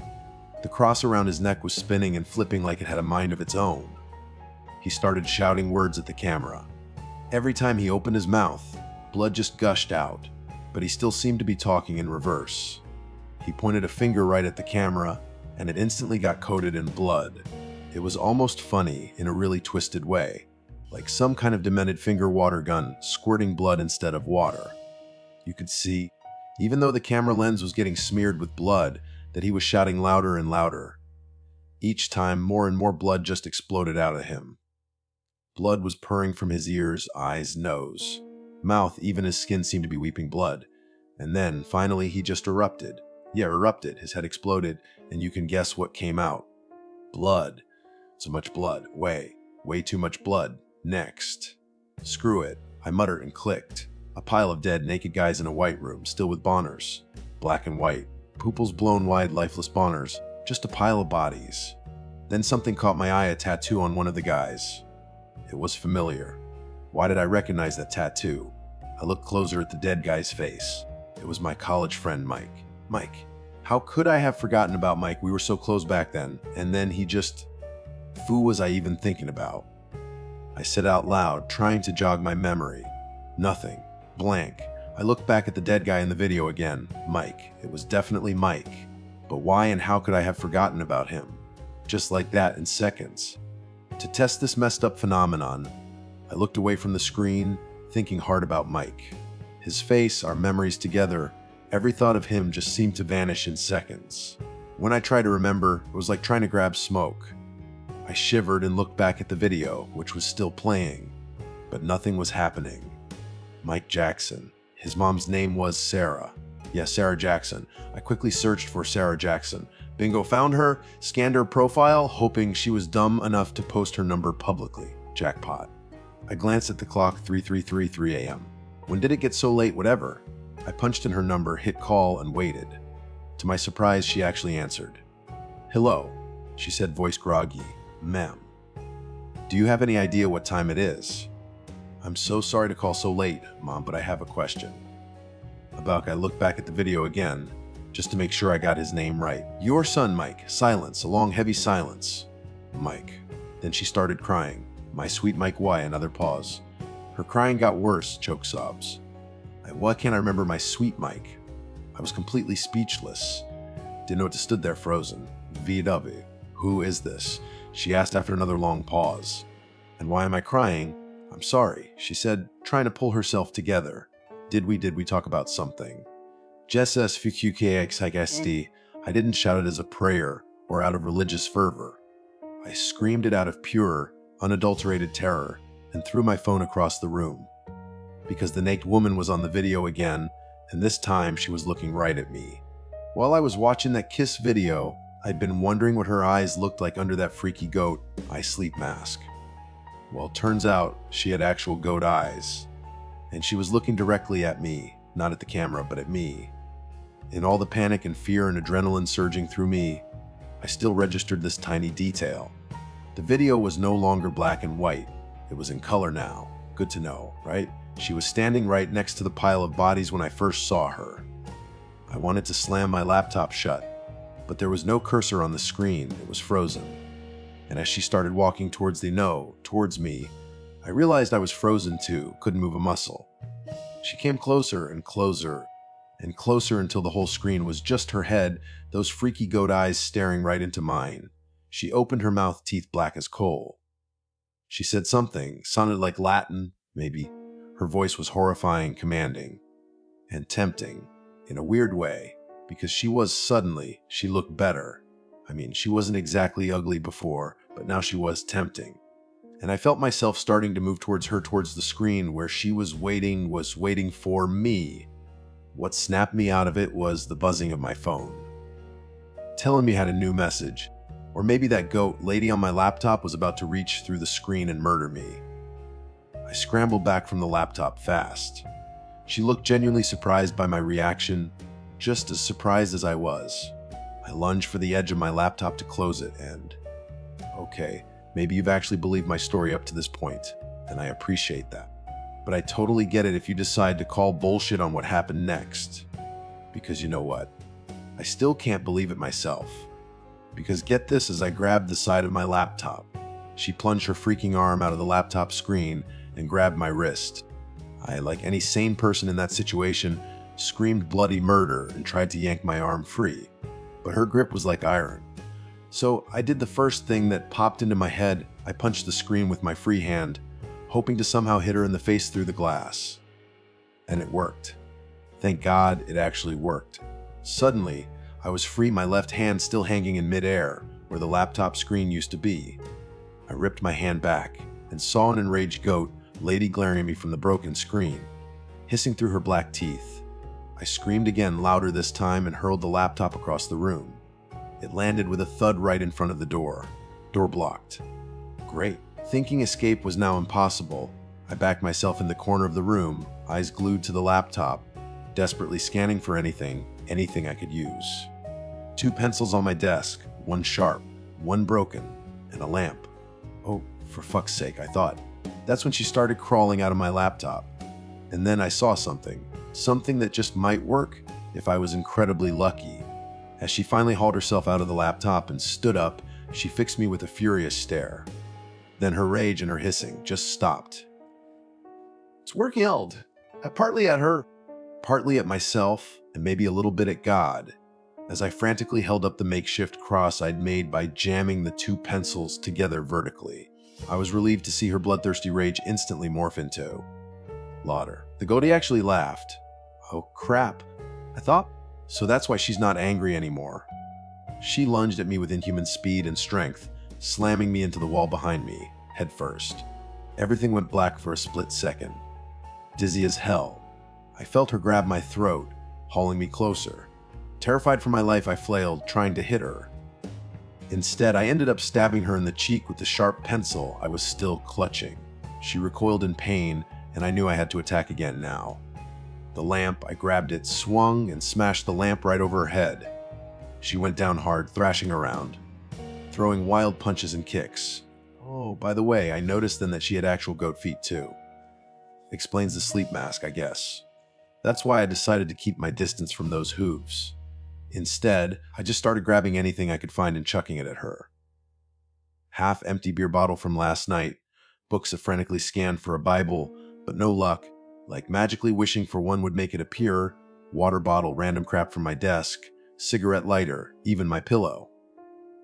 Look, I have no idea how it happened, but I swear to you, after a while of just pelting her with stuff, by what I can only guess was some crazy chain of random events, or maybe actual divine intervention, she just burst into flames. Right there in the middle of my room, screaming in Latin in agony, just burning. I was completely frozen, didn't know what to do. For a split second, I actually considered throwing water on her like some kind of reflex. Stupidest idea ever. Luckily, that thought died fast. Then, I realized she wasn't burning and screaming between me and the door anymore, so I decided to GTFO. I slammed the door shut behind me, grabbed my baseball bat from somewhere in the hallway, and just stood there in front of the door, bat raised, listening to her screams. Half expecting her to kick the door open, still on fire, and attack me. But it didn't happen. Her screams just faded away into nothing. Finally, summoning every ounce of courage I had, I slowly opened the door. No smoke, no burnt naked goat lady, nothing. Just my room, a bit messier than before, but normal. As I looked around, it suddenly hit me. I could remember Mike again. Somehow, burning that thing must have brought his memory back. I quickly checked the room again, making sure no more demonic surprises were lurking, and started looking for my phone. To call Mike's mom, Sarah. I didn't really question why, that was my first thought. My brain was too fried to question anything. But then, that guy I mentioned earlier, the one I saw staring at me across the street, he popped back into my head, and I completely lost my train of thought. He was still there, just standing, staring. I stared back at him, and realized he was the guy from the Collector website. Tall, kinda old-looking glasses, and that weird hat. Wait, I thought, completely forgetting the weird hat guy for a second. What about my laptop? Still terrified something else might crawl out of it, I started searching for the laptop. Found it on the floor, surprisingly intact. But the screen was facing away from me. Heart hammering, I picked up the laptop and, slowly dreading what I'd see, flipped open the screen. NXT, next T. Just that single word staring back at me from the laptop screen. After everything I'd just been through, after the goat, lady in the burning, and Mikey, all that word did was make my stomach drop. Like I was on a roller coaster, and we were about to crest the biggest, scariest hill yet. I really didn't want to click it. Every instinct in my body was screaming at me to just shut the laptop, throw it in the trash, and pretend this whole night never happened. Go back to watching cat videos or something normal. Anything but this. But you know how it is. Morbid curiosity, rubbernecking at a car crash, whatever you want to call it. Part of me just had to know what was next. Was it going to get even worse? Could it get worse? And there was this tiny, twisted little voice in the back of my head whispering, maybe it'll be something good. Maybe the next video will be puppies. Yeah, right. Puppies from a satanic deep web horror show, who was I kidding? Still, the damn button was just sitting there, blinking at me, practically daring me to click it. And against all better judgment, against every fiber of my being screaming, and oh, I did. I clicked next T. This time, it wasn't a video. Thank God for small mercies, right? Instead, it was just text. Plain white text on a black background, same as the button. No fancy fonts, no images, nothing. Just words. The words were E-R-E-R-E-O. Okay, that was different. Creepy, sure, but different. Not like the in-your-face horror of the videos.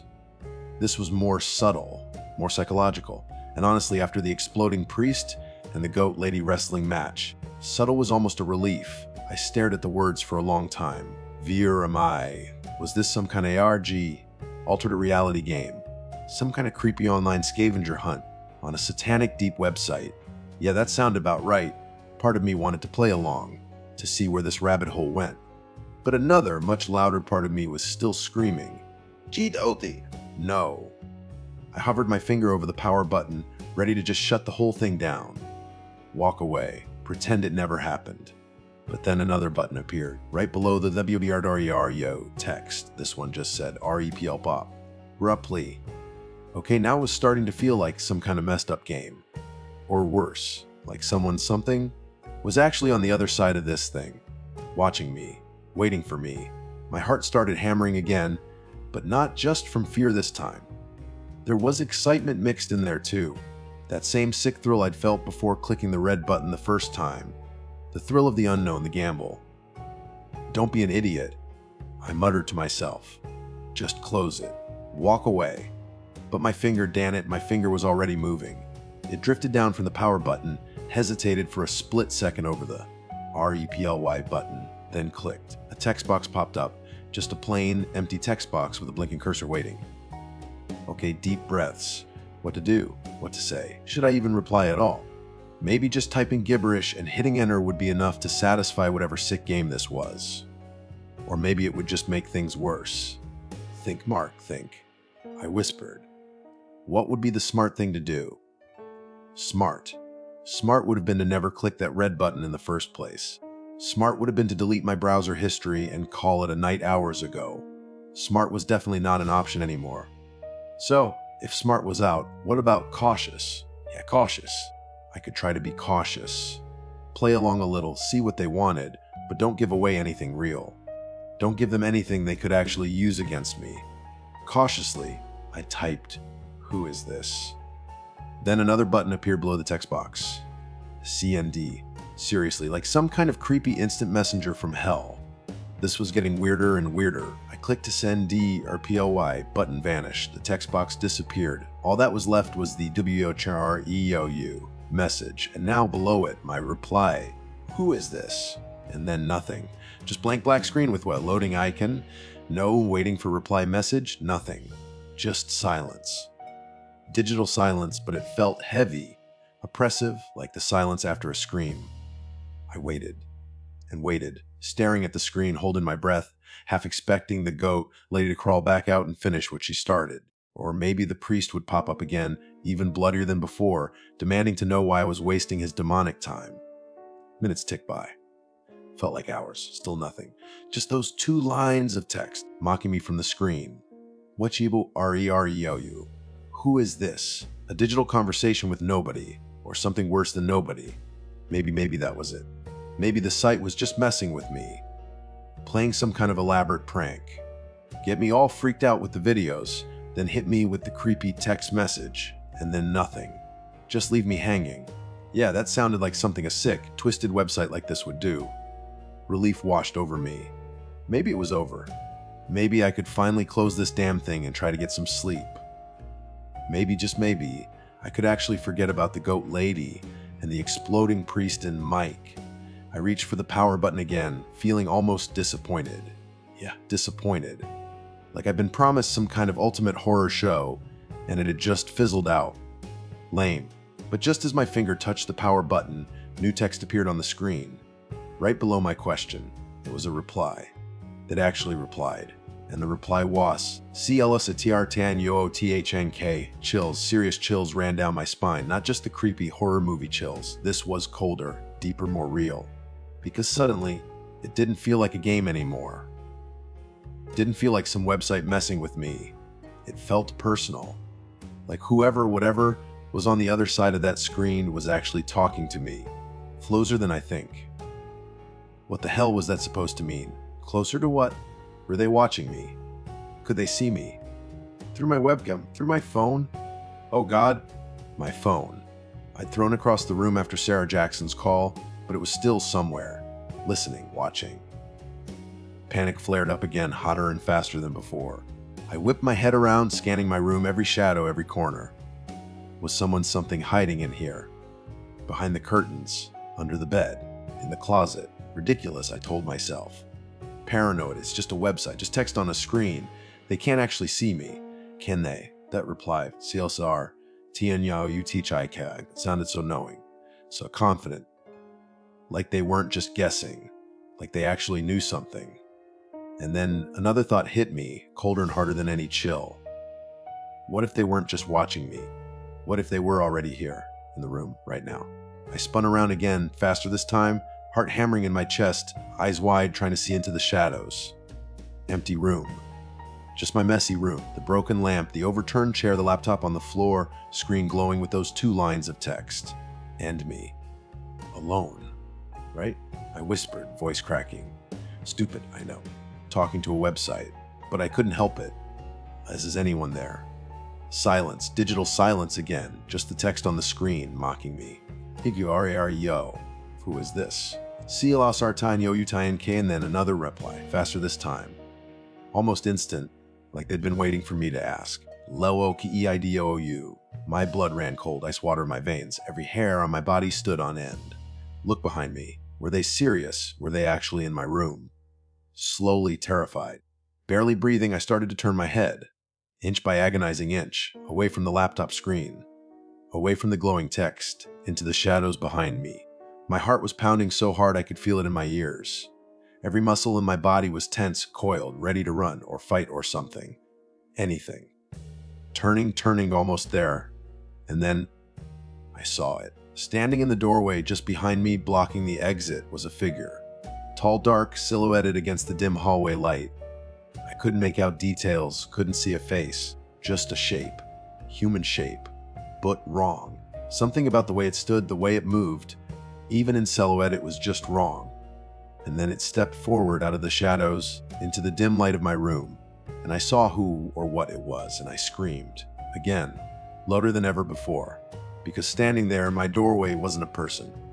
Wasn't human.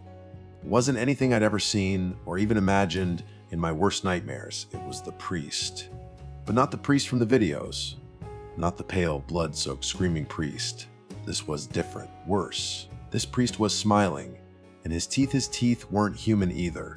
They were long, sharp, pointed, like fangs. And his eyes, oh God, his eyes. They weren't just bloodshot. They were black. Completely black. No pupils, no whites, just 2 empty black sockets staring right at me. And in his hand he was holding something. Something long, thin, and glinting in the dim light. Something that looked very, very much like a scalpel. And he took another step forward, smiling that impossible, fanged smile. Scalpel raised. Black eyes locked on mine. And the last thing I saw before everything went black was that smile widening, and those black eyes getting closer. Next, I heard a voice whisper, right before the darkness swallowed me whole. But this time, the voice wasn't coming from the laptop. It was coming from right next to me. Right in my ear, whispering that single terrifying word. Next. And then nothingness. Silence. Nothing at all. Or so I thought, because even in the blackness, even the silence, I could still feel something. A presence. Close. Watching. Wait, and I knew with a cold, bone-deep certainty that this wasn't over. Not even close. This was just the beginning. And whatever NXT was, I had a feeling it was going to be a whole lot worse than anything I'd seen so far. Much, much worse. The end of part 3. Let me know when you're ready for part 4. Here is part 3 of your story, continuing the same style of part 3, NXT. Just that single word staring back at me from the laptop screen. After everything I'd just been through, after the goat lady bursting into flames in my room, after remembering Mike again, all the site offered was NXT. Like nothing weird had even happened. Like summoning demonic entities through cursed deep web videos was just another Tuesday night online. I hesitated. Seriously hesitated. Every single fiber of my being was screaming at me to just shut the laptop, throw it in the trash, and pretend this whole night never happened. Go back to watching cat videos or arguing about alien colors online, anything but this. But that damn button. It was like it was hypnotizing me. That same sick curiosity, that same twisted adrenaline rush, it was all still there, buzzing under my skin. And now there was something else too. A burning need to understand. What was this sight? What were those videos? And what the hell was up with forgetting Mike? And then suddenly remembering him again. It was like this whole thing was messing with my head in ways I didn't even understand yet. So, yeah. Against every single instinct I had, I clicked next again. Like a moth to a goddamn flame. This time the video was different right away. Still black and white, naturally, but this one wasn't all close-ups and jump scares. It was a wider shot showing a room. A really messed up room. Stone walls, torches flickering, that kind of medieval dungeon vibe. And in the middle of the room, there was a circle. Drawn on the floor, looked like chalk or something. And inside the circle, a kid. A little kid, couldn't have been more than 7 or 8, naked. Of course, he was just standing there in the middle of the circle, looking around, confused, scared shitless. He was pale and skinny, ribs sticking out, like he hadn't eaten in days. His eyes were wide, darting around the room, like he was expecting something to jump out of the shadows any second. My stomach dropped. This wasn't creepy weird anymore. This was just wrong. Seriously wrong. I wanted to close the laptop right then there, call the cops, do something. But I was frozen again, just like with the goat lady, stuck watching this unfold. Then, figures started moving in the shadows at the edges of the room. Cloaked figures, black robes, hoods up, faces hidden. Cultists. Definitely cultists. They started chanting, low and guttural, some kind of creepy Latin sounding gibberish. The kid in the circle just stood there, trembling, tears starting to stream down his face. One of the cultists stepped forward, holding something in his hand, a knife. A big, nasty-looking ritual knife, all silver and pointy. He raised it up in the air, the torchlight glinting off the blade. The kid started whimpering, shaking his head, trying to back away, even though he was trapped in the circle. I squeezed my eyes shut. I couldn't watch. This was too much. Way too much. I wanted to throw up. I wanted to scream. I wanted to make it stop. But even with my eyes squeezed shut, I could still hear it. The chanting, getting louder faster. The kid's whimpering, turning into full-blown sobbing. And then a sickening thunk, followed by silence. Just the crackling of the torches. I kept my eyes shut tight, praying it was over. Praying it was just some sick, twisted video, and not real. But deep down I knew this was real. Or real enough, deep web real. Whatever the hell that meant. After what felt like forever, I finally forced myself to open my eyes again. The video was still playing. The cultists were still there, standing around the circle. But the kid was gone. The circle was empty. Except for something dark in the center. Too dark to make out clearly in the flickering torch light. Then, one of the cultists bent down, reached into the circle, and picked something up. He held it up for the camera, and I saw it. Finally saw it was in the circle. It was a heart. A small, bloody human heart, still beating. Pulsing in the cultist's gloved hand, I finally threw up, violently. All over my floor, my desk. Everything. Just bile and stomach acid, but it felt like I was throwing up my soul. I stumbled back from the laptop, gagging, choking, trying to breathe. The video kept playing. The cultists started chanting again, even louder this time. They raised their hands to the sky, holding the bloody heart up like some kind of unholy offering. The camera zoomed in on the heart, pulsing, beating, blood dripping onto the stone floor. Then the screen went black, just black. No, an NXT button. Nothing. Just blackness. I sat there for a long time, just staring at the black screen, trying to process what I'd just seen. Trying to convince myself it wasn't real. Trying not to think about that kid, that heart, those chanting cultists. Trying not to lose my mind completely. Finally, slowly shaking like a leaf, I reached out and closed the laptop. Just shut it. Black screen gone. Darkness gone. Or mostly gone. The darkness was still there, inside my head now, imprinted on my brain. Something I knew I'd never unsee. I stood up, legs shaky, and just walked. Walked out of my room, out of my apartment, out into the night. Didn't even grab my keys, my wallet, my phone. Just walked. Needed to get out of that room. Needed to breathe fresh air. Needed to see other people, real people, not that. I ended up in a park, just sat down on a bench, staring at nothing. It was late, the park was empty, quiet. Just the rustling of leaves, the chirping of crickets, normal sounds, sane sounds. Anything to drown out the chanting, the whimpering, the sickening thunk echoing in my head. I sat there for hours, until the sky started to lighten, until the first birds started to sing. Slowly, Gradually, the shaking stopped. The nausea faded. The images, they were still there, burned into my memory, but they weren't quite so vivid anymore.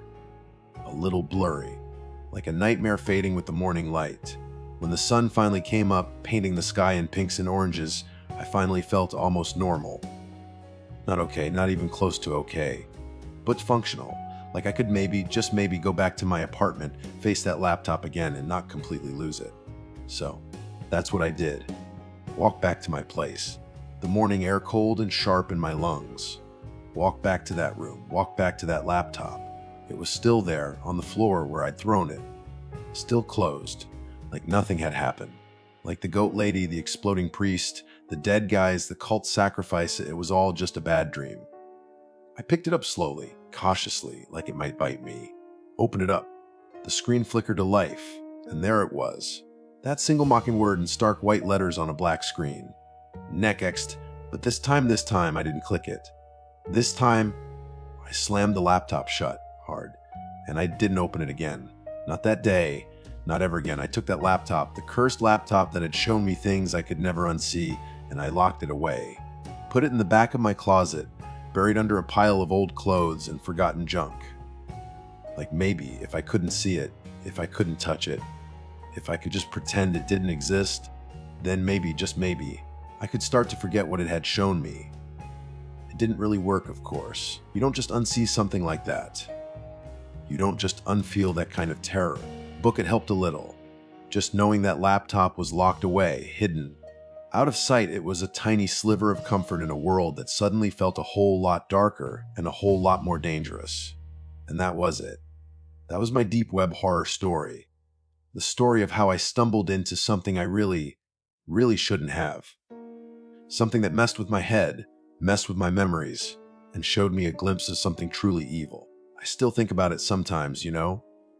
Late at night when the house is quiet, when the shadows get long and creepy.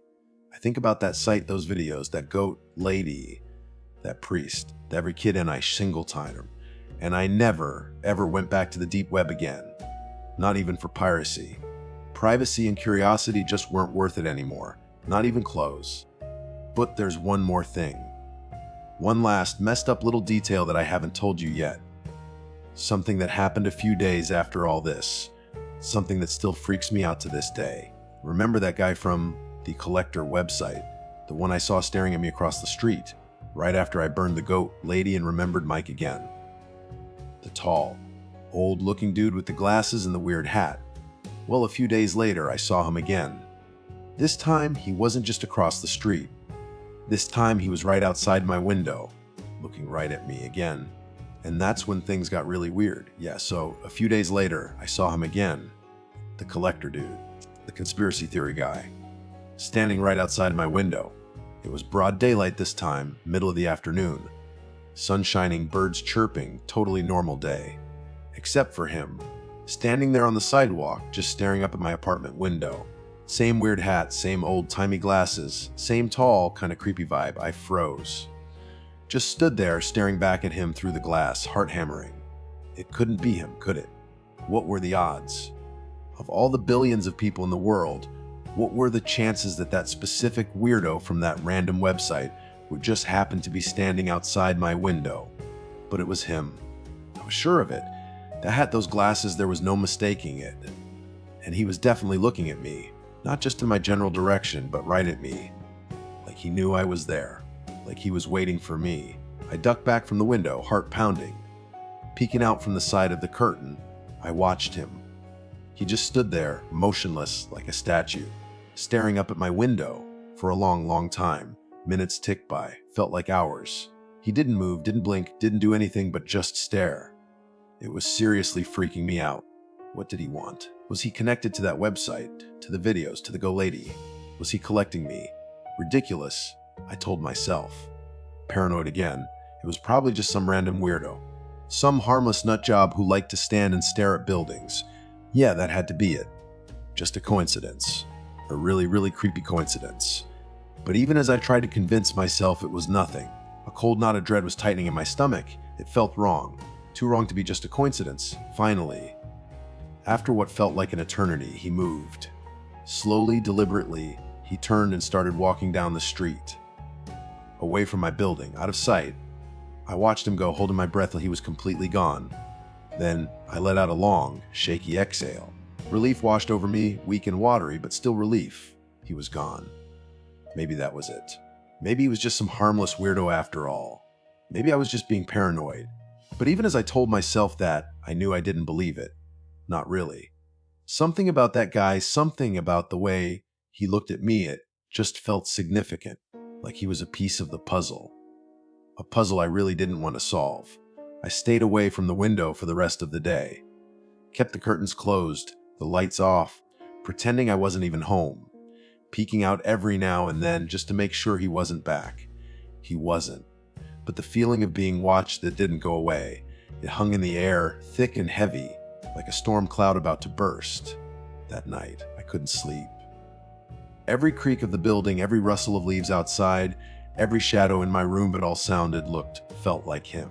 Like the collector was just outside my door, waiting to collect me. I tossed and turned for hours, mind racing, heart pounding, replaying those videos. Replaying that moment when the goat lady grabbed my wrist, replaying the image of that priest smiling with fangs. And then always that image of the collector guy staring up at my window. Finally, just before dawn, exhaustion finally won out and I drifted off into a fitful, nightmare-filled sleep. But even in my dreams, I could still feel it. That presence. Watching. I woke up late, feeling groggy, unrested, and even more paranoid than before. The first thing I did was check the window. He wasn't there. Relief again, but still that lingering unease. I decided I couldn't stay in my apartment anymore. Not feeling like this. Not feeling like I was being watched, unelected. I needed to get out, get away, go somewhere normal, somewhere safe. I packed a bag, grabbed my keys and wallet, a phone was still MIA, probably under a pile of vomit, soaked laundry, and left. Didn't even bother to lock the door. Didn't care. Just needed to get out. I ended up at a coffee shop, miles away from my apartment, in a part of town I never usually went to. Crowded, noisy, full of normal people doing normal things. Just being surrounded by that normalcy helped a little. Calmed my frayed nerves, quieted the voices in my head, at least for a while. I sat there for hours, sipping coffee, trying to read a book, but my mind kept wandering back to the website, the videos, the goat lady, the priest, the collector. And then that chilling reply, Si o sarta utn kai, closer than the words echoed in my head over and over again. What did it mean? Closer to what? Closer to them. Were they really everywhere? Watching everyone, collecting everything. Suddenly, a chill ran down my spine. I looked up, scanning the coffee shop, suddenly seeing everyone around me in a different light. Were any of them? Were any of these normal-looking people actually something else? Something collected. Ridiculous? I told myself again. Paranoid, crazy, losing it. It was just a website, it wasn't real, couldn't be real. But then I saw him, sitting at a table across the coffee shop, in the corner, half hidden in the shadows, nursing a cup of coffee, reading a newspaper, looking perfectly normal, perfectly ordinary, except it was I, the collector guy. The weird hat, the old glasses, the same creepy stillness. He was there, in the coffee shop, watching me. My blood ran cold. This wasn't a coincidence. This wasn't paranoia. This was real. He was real. They were real. Whatever they were, he looked up from his newspaper slowly, deliberately. His eyes, magnified by those thick glasses, locked on mine, and he smiled. That same chilling, knowing smile I'd seen in the doorway. And then he did something that made my blood run even colder. He raised his coffee cup just a tiny bit in a silent, mocking toast, right at me, and whispered, just loud enough for me to hear, across the crowded coffee shop, across the noise and the chatter and the clatter of cups, that single, terrifying word, NXT. And that's when I knew. It wasn't just a website, it wasn't just videos, it was something bigger, something darker, something that was no after me.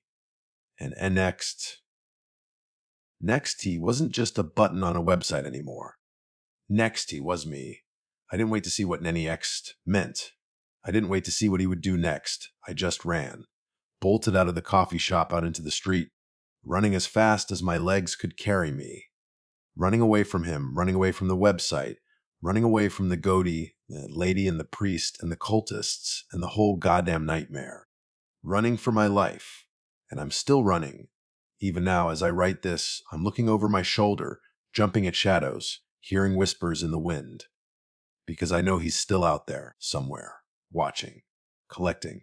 And I know deep down that no matter how far I run, no matter where I hide, no matter what I do, Nanixtes is coming for me. And I have no idea what to do when it finally arrives, in the end, or just NXT.